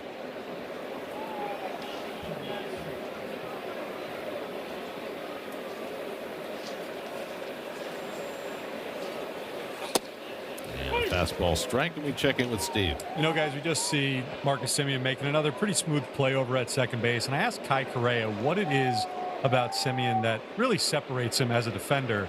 And he said just that. Think about how many times you've seen a ball as Vientos on the backhand gives it to Holmes, who touches first base for the second out of the inning. But think about how many times you've seen Semien have to dive for a ball or anything like that. We really haven't seen it. He does such a good job of anticipating where the ball is going to be, getting that first step quickness, and getting his body in position to field it right in between his legs. It's something that, you know, isn't that flashy, but when you look at the metrics, he does a pretty remarkable job, according to Correa. Kind of a unicorn in how he's able to get in front of every single ball hit in his vicinity. And they don't give out the gold for nothing. He's won a couple of Gold Gloves in his career. Yeah, and if you're able to get, like Steve was saying, this first step that Marcus is able to get great jumps on the ball and then get it in the middle of your body, you're just going to see it so much better, be able to secure the ball so much easier if you can center it right in the middle of your body, right in the middle of your eyes. I want to talk about that last throw by Mark Vientos, because that reminded me of you. Which one? Just the last one. Yeah, I know Mark's last one, but I chucked it all over the place from time to time. Which one are you thinking about with me? I'm thinking about you throwing off balance and getting it to the pitcher. Yeah. Yeah. There were. Yeah. At Yeah. first base. I mean, he didn't plant. He just turned and flung, and he got it in the right place. Did he put it right on him? I mean, that was your style of first base. Yeah, I actually thought he was going to set his feet a little bit and maybe drive it to him underhand. But it's like, no, he just threw him an alley-oop, and Clay said, I'll take it and dunk it right at first base. That was a tough play. Those are the ones right in that area next to the pitcher's mound that are difficult. There's Marcus right in the middle of his body again. 3 ground ball outs for Holmes. He's now got 6 scoreless innings under his belt and cruising with an 8-0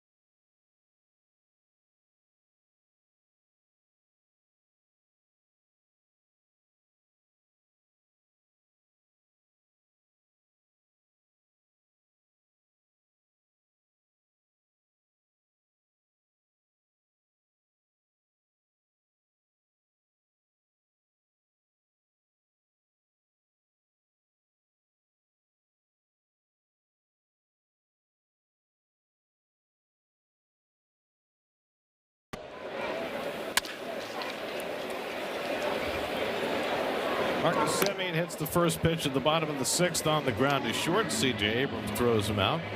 1 pitch and 1 retired for Brad Lord, who's retired all 5 to face him.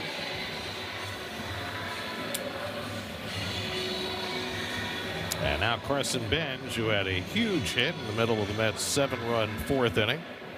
Opened the 3rd and 4th runs of that inning with a solid single to left center. Continuing his excellent homestand. Only his 2nd hit this year with a runner in scoring position. Starting to smell and figure out where those RBIs are. He drives that one into right field for his 2nd hit of the night.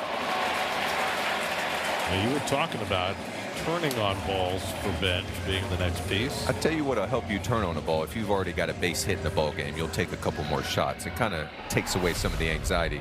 Here's a swing from Benj. You can see him loaded up and really turn into the hit. It gets close to him. Good full swing. Whack right over the second baseman's head, dropping in front of Jimmy Wood to get on first base. Step by step, maybe. There you go. Only one way to dig yourself out of hop. Step by step. Ronnie Mauricio had a base hit up the middle and scored in front of Soto's home run in the 4th. Ronnie's now got his batting average over 300. 5 for 16. Getting a chance to play every day with Francisco Lindor on the shelf. Just to keep you updated on the Mets injury news. Juan Soto limited to DHing because he had a little forearm stiffness when he tried to throw over the weekend. But he was out there throwing before the game today, and they don't think it's anything serious. They did an MRI just to make sure, and he's fine. So he should be playing the field maybe by the end of this week. Meanwhile, Luis Robert is out of the lineup for the 2nd straight game because of lower back tightness. That's why Benj started in center field. And the other news is that Kodai Senga has gone on the injured list after his struggles on Sunday. Senga disabled with lumbar spine irritation. According to Carlos Mendoza, it's L4, L5. Is that the same spot Keith was at? I believe it's right about the same Goodness, area. it's an epidemic. So Senga had an epidural to try and relieve the irritation and the pain, and he will not be able to throw for 7 to 10 days. So that's going to keep him out for a while. Yeah. Meanwhile, Christian Scott has been recalled to take Senga's spot on the roster, and Scott will make his 2nd start of the year Friday in Anaheim. And now you're up to date. Oh, Jorge Polanco was out running today. Yeah, about I did see him out on the field. And so he's getting a little closer. He's still dealing with the Achilles bursitis and the bone bruise in his wrist. So he's working his way back slowly. And we're hoping that Keith comes off the shelf in Denver. Colorado series. Well, he's eligible to come off. Oh. Yeah, fly ball out to right. Oh. And Wood is there, 2 out. It was against the Nats that Senga suffered the hamstring injury that short-circuited his and the Mets season last year. Yeah. By the way, the folks in Baltimore say that even though Pete Alonso isn't hitting, he's playing the best defense of his career. Could have used a little better defense on that play. Yeah, he kind of sent that one up. You would hope that Senga might be able to come out of that without getting hurt too bad, but Bichette grounds one down to Garcia. He'll take it himself, and that retires the side. We're through 6 at Citi Field. The Mets working with an 8-0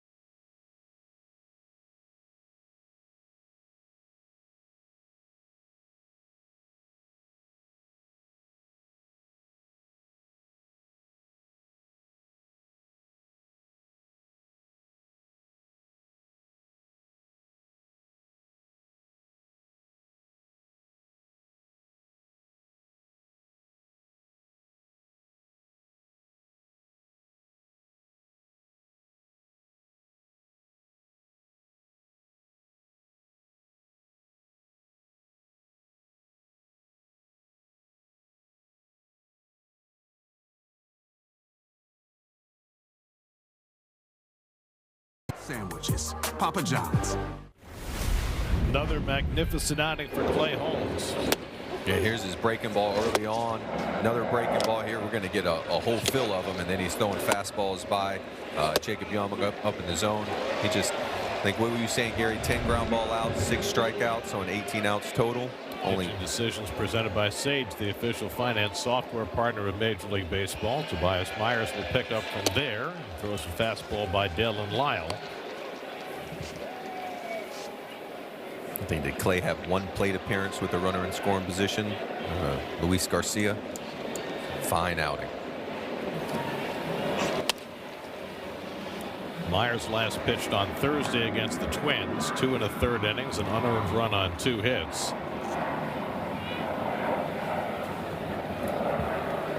It's another one of those relief outings where he might be able to get through the entire game with 2 pitchers.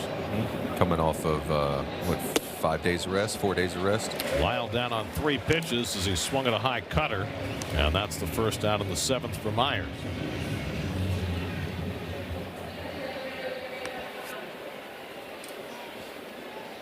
Tobias has been really good.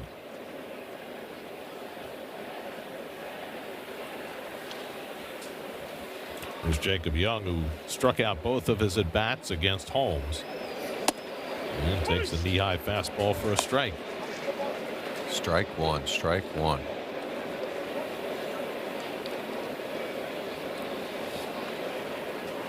You always love these Florida guys. Well, he's a local fella in the 904. Winter Haven, is that 904? Oh, that's Tobias Myers. Is he Winter Haven? Yeah. I know Jacob Young you're talking about. Yeah, Jacob Young. I see. Yeah, I see that. This is new on the scoreboard. I didn't see that they have where Tobias Myers is from, Winter Haven. The little American flag next to it. That's a nice addition. Winter Haven, the former spring home of the Red Sox. Okay. For many, many years. So he's retired the first 2, and now Vivas, who had an infield hit his last time up, and he hits one late and down to Bichette. He straightens up and throws him out, and Myers makes quick work of the Nats. Got him out on 6 pitches. Stretch.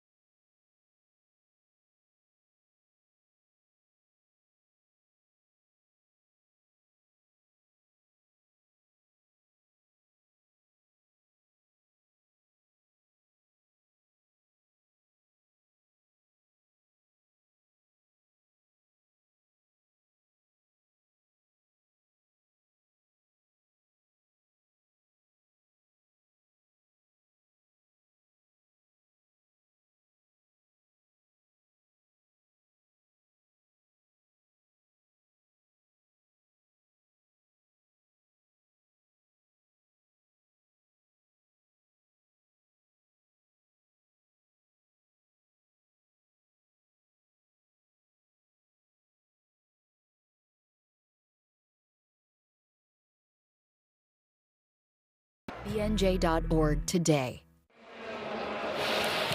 Andre Granillo will take over the pitching for the Nats as we go to the bottom of the 7th. Granillo, who made his big league debut with the Cardinals last year, deals to Juan Soto. And his first sinker is out of the strike zone for ball 1. So Soto hit a 2-run homer to cap the Mets' 7-run fourth inning, their biggest inning of the year. Soto's second home run of the season, hit at the left center field.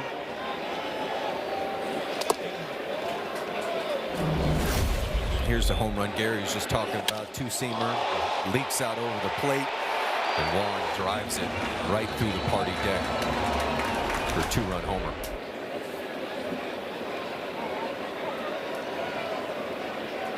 His first extra base hit since coming back from the injured list, so that probably will get him unleashed. Yeah, it's hard to explain how relaxing it is when you know that you can get rewarded to the other gap, because now if you happen to catch it a little bit out front, it's much easier to drive the ball to the pool side. And so when you're in the position that Juan's in and he can drive it out the other way, it helps with your decision making. You swing at better pitches and know that whenever you want to take a chance, you still have plenty of time to do it and swing at a good ball.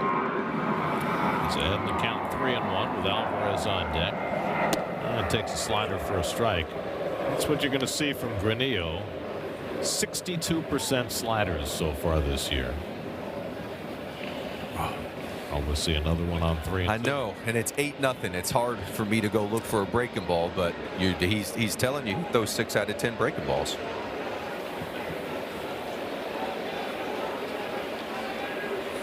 He threw him a fastball, and Juan flies it out to left. Surprised Juan probably. Lyle makes the catch, 1 out. Brad Lord worked 2 1/3 in relief for the Nats. No runs, 1 hit, 1 strikeout. Only 27 pitches over 2 1/3, and that's what Lord's been doing. After the starter Zach Littell lasted just 3 2/3. Here's Alvarez 0 for 3 today. Francisco now just 3 for 22 on this homestand. He lifts this one out to left, and Lyle has it lined up. And so quickly there are 2 out. Destination board presented by United Airlines. Hey, we got Murph in there. I made the rooster. It's very funny you say that. Night game tomorrow, day game Thursday, then the trip to Anaheim, Denver, and Phoenix. When I was in Little League, like low Little League, like 8-year-old Little League, every time we had a rain out, the coach made it our responsibility to call each other to let everybody know there's no ball game, that there was no ball game. Parents didn't do it. We were 8 years old. We had a roster. You had to call the next guy on the roster, and then he called the next guy on the roster. And I'll never forget the guy who called me. His first name was Keith. I forgot his last name, but it probably started with an A because he was before me on the roster. Said, "There's a rain out. You got to call the next guy on the rooster." Rooster. It stuck with me for years after that. The rooster. Now, were you guys? Everybody got called and nobody showed up to the ballpark. Everybody. It got done. That's brilliant. I love it. I mean, there were no cell phones. You had to call people at home. That's taking your responsibility seriously. It was a phone tree, but we were 8 years old, and we were trusted with that. Can you imagine? I can't. My kids don't even know what a phone in the wall looks like right now. They'd be asking for my cell phone, or can I FaceTime them? I think, I'm old enough that not only was the phone on the wall, but it had a dial. Yes. Back in time machine. Tyrone Teller up for the first time in the game, took over defensively in the last inning. You remember the name of the ball club you were playing for? I believe it was. It's escaping me now. That's all right. Later on, I played for Golden Gate Karting, which was a garbage company, but I'll have to go back in the memory banks for that one. Abrams is there to grab the pop-up. A 1-2-3 inning for Granillo. That sends us out to the 8th.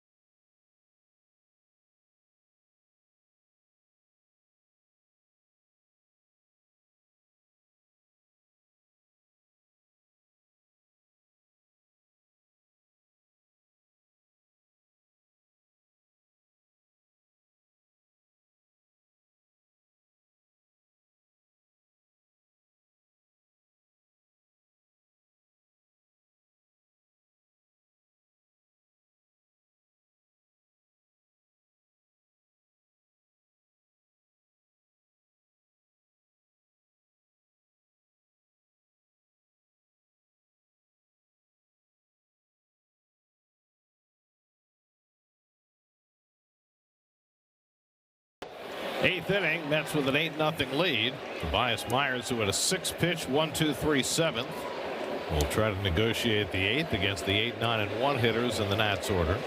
Drew Millis has one of the 3 hits for the Nats tonight, and he takes fastball strike, and Myers is not messing around. No, strike one. That's now 16 out of 26 first pitch strikes that the Mets have gotten tonight. Just pounding the zone 0-0, getting ahead in the count, and really on the attack.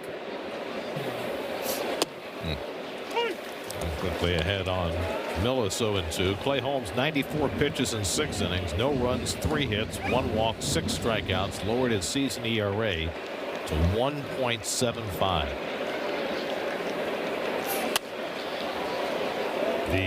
The Phillies began their Don Mattingly era with a win tonight. They got 7 scoreless from Jesus Luzardo, who had really been struggling. 2 hits, no walks, 8 strikeouts in 7 innings for Luzardo as they beat the Giants 7-0. That makes the new managerial interim hires undefeated, even though Toronto's up on Boston right now. The new fellas don't lose. Well, Chad Tracy got 8 scoreless out of Ranger Suarez yesterday to beat Toronto. I mean, it really helps when a guy goes out there and throws up zeros for 7 or 8 innings. Vientos with the flip to Myers. 4 up and 4 down for Tobias. 1 out in the 8th. Well, Gary, we were talking about your Little League team and your Little League coach, Herb Goodfriend. Yes. I think we've got a picture of him to complete the portrait. That's a different picture. That is my father dressing me in a Yankee uniform to take me to a doubleheader for my 8th birthday on May the 1st, 1966. The Yankees and the Kansas City Athletics. Okay. That was when Connie Mack's Athletics were in Kansas City. When you played in this position, is this how you played defense, like with your hands on your knees like that? No, I dig that because that's how Honus Wagner did it. It's on YouTube. You can go and look. Yeah. I wasn't really on my toes in the picture. I wasn't really ready for the pitch. Yeah, as long as you catch it. I dig that. I teach our Little Leaguers to do it that way, almost like a linebacker in football. I like that style. The thing I remember about that doubleheader was that Raleigh Sheldon pitched the first game for the Athletics and beat the Yankees. And things were very different in those days. And in the second game of the doubleheader, Raleigh Sheldon, who pitched the first game and beat the Yankees, sat right behind us. Did he really? Yeah. Got his autograph. What was he doing? Just watching the ball game? Yeah, he got into his street clothes. That's watching the second game from the stands. Did he have any libations, or he just? No. He was just hanging enjoying out. the ball game in his street clothes. In his street clothes. All right. You get to talk ball. Y'all talk ball with him a little bit? You know, I was a little nervous. Fair play. I was a shy 8-year-old, and but I got his autograph. So that was pretty cool. So you're trying to say you don't think that you'll see Clay Holmes climb into the stands today and finish the ball game? I don't think that's going to happen. Nunez draws a walk after the Mets had retired 10 Nats in a row, 1-out base runner. But that was pretty cool. That's really cool. I mean, you hear of that like in the minor leagues, guys would go in there and chart a game, but that's different than just taking a ball game in after you've gotten your work done. I think that was the norm for starting pitchers in second games of doubleheaders. I could be wrong about that. I guess he was not, the kind of stick that they would have used as a pinch hitter or wheels that he would have used as a pinch runner. Because the American League pitchers were hitting still. Oh, yeah. 1966, before the designated hitter. Do you know who had the last 5-hit game for a pitcher? No. It was an American leaguer. It was a Yankee who would later coach for the Mets and the Yankees. Oh dear, I'm doing myself no favors. It was no, I don't. I got my baseball trivia right now. It was Mel Stottlemyre. Okay. 1964, in his rookie year, he had a 5-hit game. The last pitcher ever to do it. Think about, even if pitchers hit now, how often would they get 5 at-bats in a game? 5 plate appearances. They must have beat the crap out of whoever they were playing. 3-2 to Wood. Well, yeah, if you got that 5th hit, that means somebody got done a 6th at bat.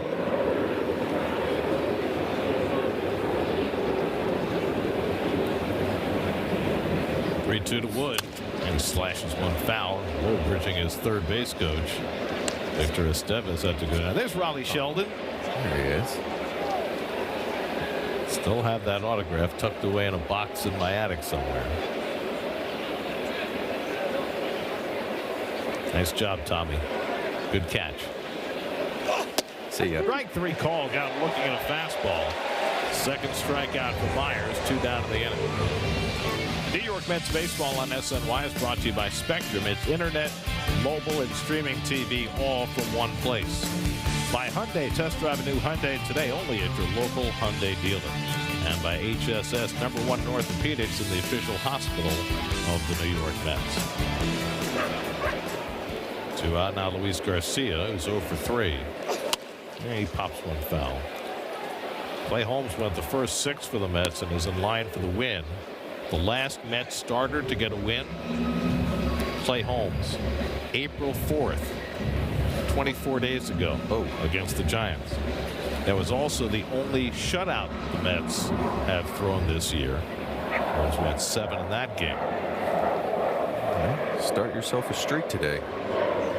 Garcia rolls over one. Semien comes in to get it. And Tobias Myers with 2 scoreless innings sends us to the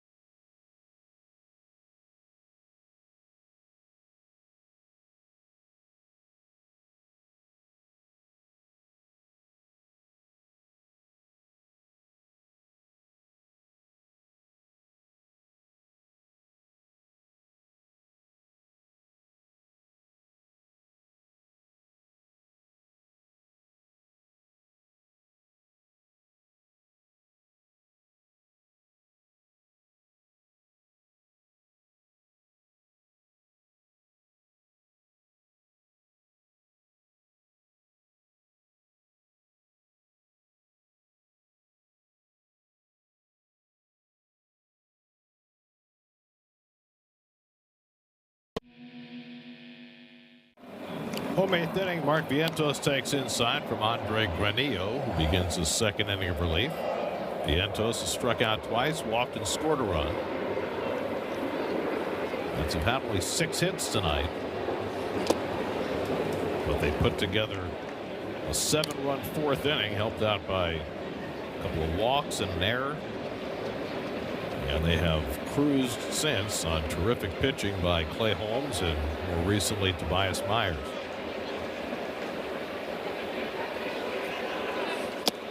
Vientos lays off the slider and it's 3-0. Brett Beatty on deck and then Marcus Semien. Mets will have David Peterson going tomorrow night. They had a TBD in that spot, but Peterson, after 2 terrific outings out of the bullpen, has been reinstated into the rotation.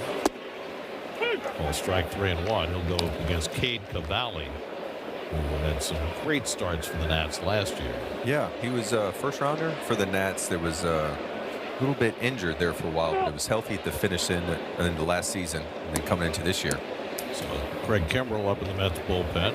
Looks like he might get the 9th after Myers worked the 7th and 8th.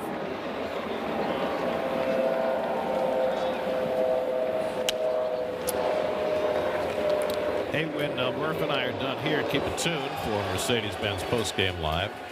Gary Apple and Murph's old teammate Jerry Blevins will be on hand. Yeah, former competitor, too. I didn't swing the bat well off of Jerry at all. So you guys tune in. You'll have a better time with him than I did. No, left on left, you know. I'm telling you, I need that platoon advantage, Gare. I need it. You hit those walks for the second time tonight. All I know is you played, what, 2.5 years for Washington? Yes, yeah. And it felt like 12. Because you just killed your old team. I mean, you had no mercy. I probably got more than 2.5 seasons worth of hits against the Mets, maybe. That's what it was.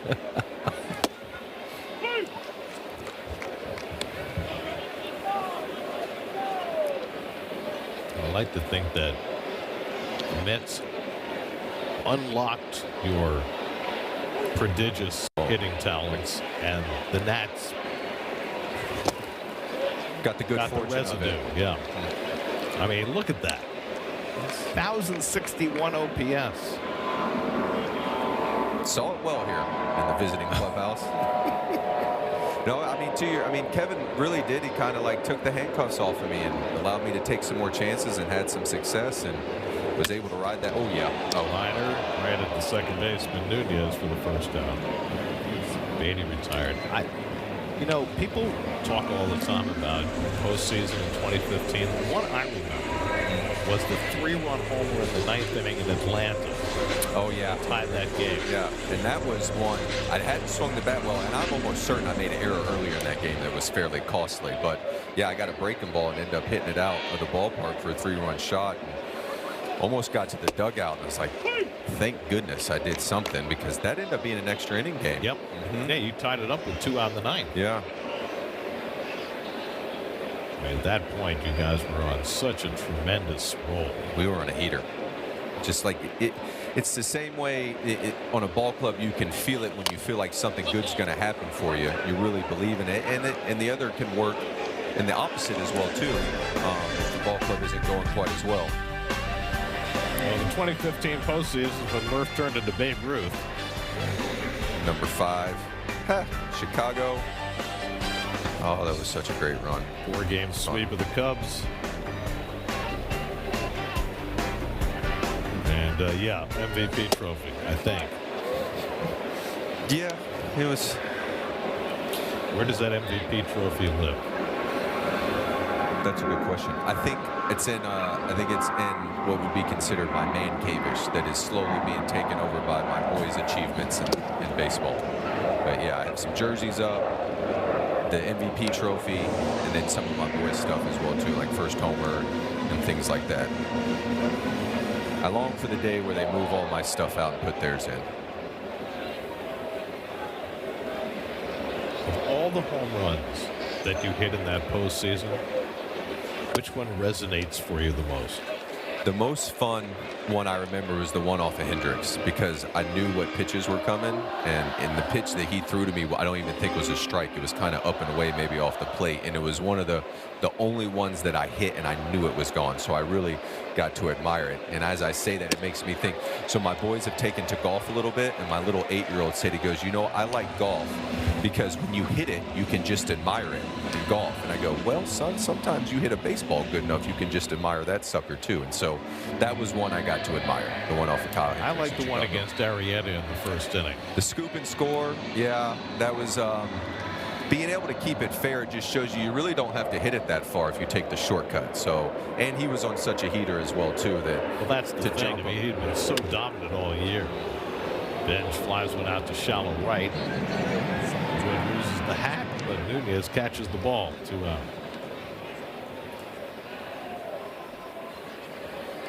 On to Sports Night tonight after the post game. Much more on this game. The Knicks and Hawks playing in the pivotal Game 5. Much more on Honda Sports Night tonight and every night right here on SNY. I've got the numbers for you. Murphy versus Blevins. It's not good. Do you know what the numbers are? I got one hit that he was upset about, and he might have turned in to try to get overturned to an error, but it wasn't many. 2 2 for 19. Yeah, I told you. 7 punch-outs. Yeah. I mean, you don't have those numbers against too many guys. No, it was him, and then there was another one. Oh, he pitched with the Mets now. It was the one we were in here. I went like 0 for 19 against him. He was a starter for the Marlins, and then pitched with the Mets as well too. Oh, he had a good splitter. Oh, I'll think of it. I think who you're talking about. He was here last year briefly. Oh dear, I'm gonna have to check tape when we get off the air. Oh. Well, the Mets had 46 pitchers last year, so that covers a lot of territory. He was at. I know. I'm just gonna end up talking myself in circles and getting nowhere. Doug will look it up for us. Strike called to Mauricio, and it's 1-2.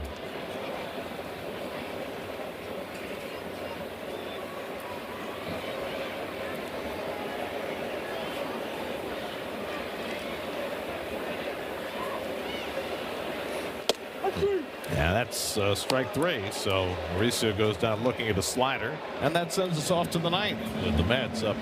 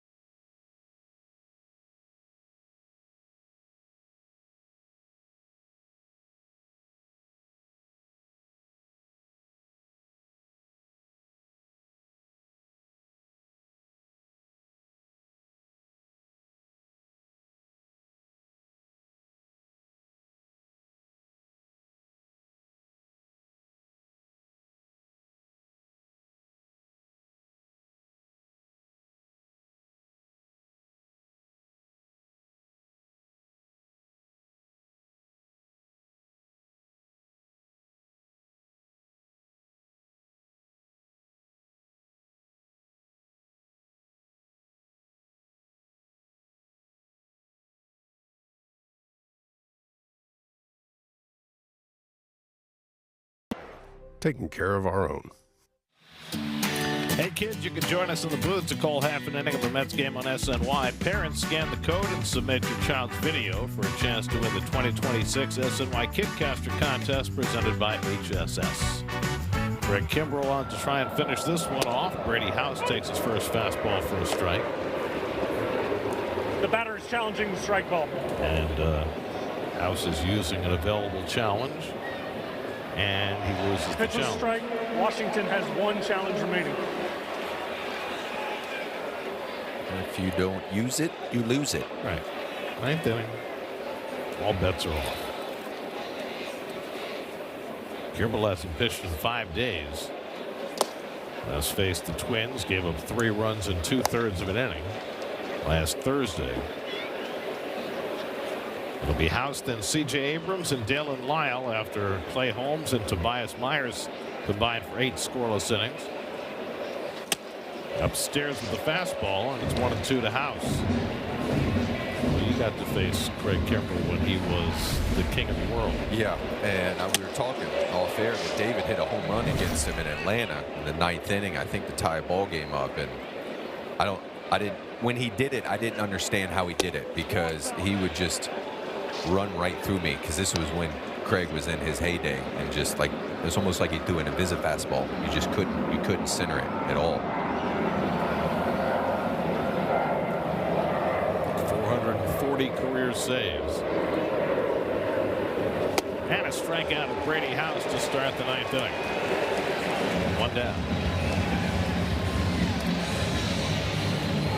Yeah, Jose Urena. That was the one. guy? 0 for 15. He owned me when he was in Miami. Had a real good splitter, and I would swing at it all the time in the dirt. Just get out all the time. Last year, on this date, the Mets played the Nationals. It was the game that Brandon Nimmo had the 9 RBIs. Jose Urena that day had a 3-inning save for the Mets, despite giving up 5 earned runs. That's right. And then was released the next day. Yeah. Ball and a strike to Abrams, who has one of the Nats' 3 hits tonight. No charity in the big league.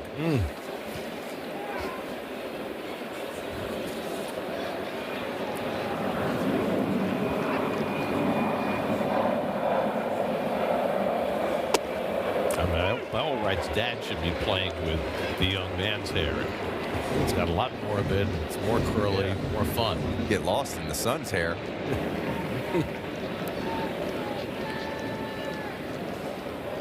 What's he got in there with? He's got sticky fingers in dad's hair. Trying to save what he's got. Don't we all? 1 and 2. Oh, it's cotton candy and then go for dad's hair. That's like, I gotta get all this pink stuff in my hair.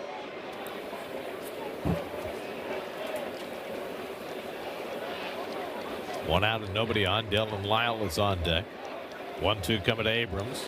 And he struck him out. Back-to-back strikeouts for Kimbrel. And the Nats are down to their final out of the night. Really good finish on Craig's fastball through the zone this evening. Really good finish. Here it is. You can see it. When I say finish, it's like it just kind of explodes almost at the plate. Does not succumb to gravity. Yeah, that's a good way to describe it. What do they call it? Induced vertical break. Is that the modern way to describe it? All right. There's Dylan Lyle with 2 out. Lyle's 0 for 3. Flied out twice and struck out. I could say to Chad Whitson's credit on that one with no challenges. Well, I guess I can't because the Nationals the Mets would have challenged it, but he didn't open the zone up.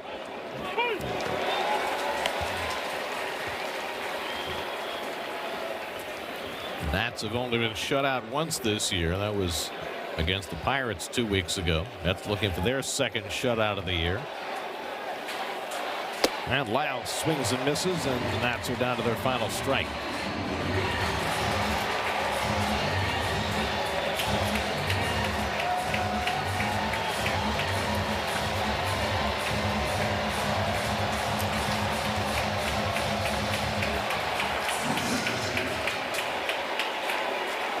One-two from Kimbrel. He struck him out. Craig Kimbrel strikes out the side of the 9th, and the Mets have themselves a dominating victory. Clay Holmes goes 6 scoreless for the win. The Mets with a 7-run third, their biggest inning of the year. And the Mets win for just the 3rd time in the last 18 games as they defeat the Nats 8-0. Yeah, you got to love Bo Bichette coming out, giving them an early lead. Clay Holmes was awesome the whole game, all 6 innings, getting first pitch strikes. And then, like you said, in that 4th inning, Mets got some offense going, took advantage of an error by the Nationals and put this one out of reach, and were able to win in a runaway bit of a laugher this evening. Juan Soto with his 2nd home run of the year. Capped off that 7-run inning. Tonight's win is brought to you by Moomoo. Download the app for access to exclusive Mets perks and smarter trading. Moomoo Financial Inc., member FINRA, SIPC. The Amazing Mets Foundation is proud to contribute $2,500 to Northwell Health and the Cass Institute for Women's Health for every Mets win. For more information, visit northwell.edu/cats. The total contribution so far this season is $25,000. Game summary brought to you by Spectrum. Clay Holmes lowers his ERA to 1.75 with 6 scoreless innings tonight as the Mets put up their biggest inning of the year and defeat the Nats 8-0. Craig Kimbrel putting on the finishing touches by striking out the side of the 9th. Mets win at 8-0 over the Nats. More coming up from Citi Field in just a moment.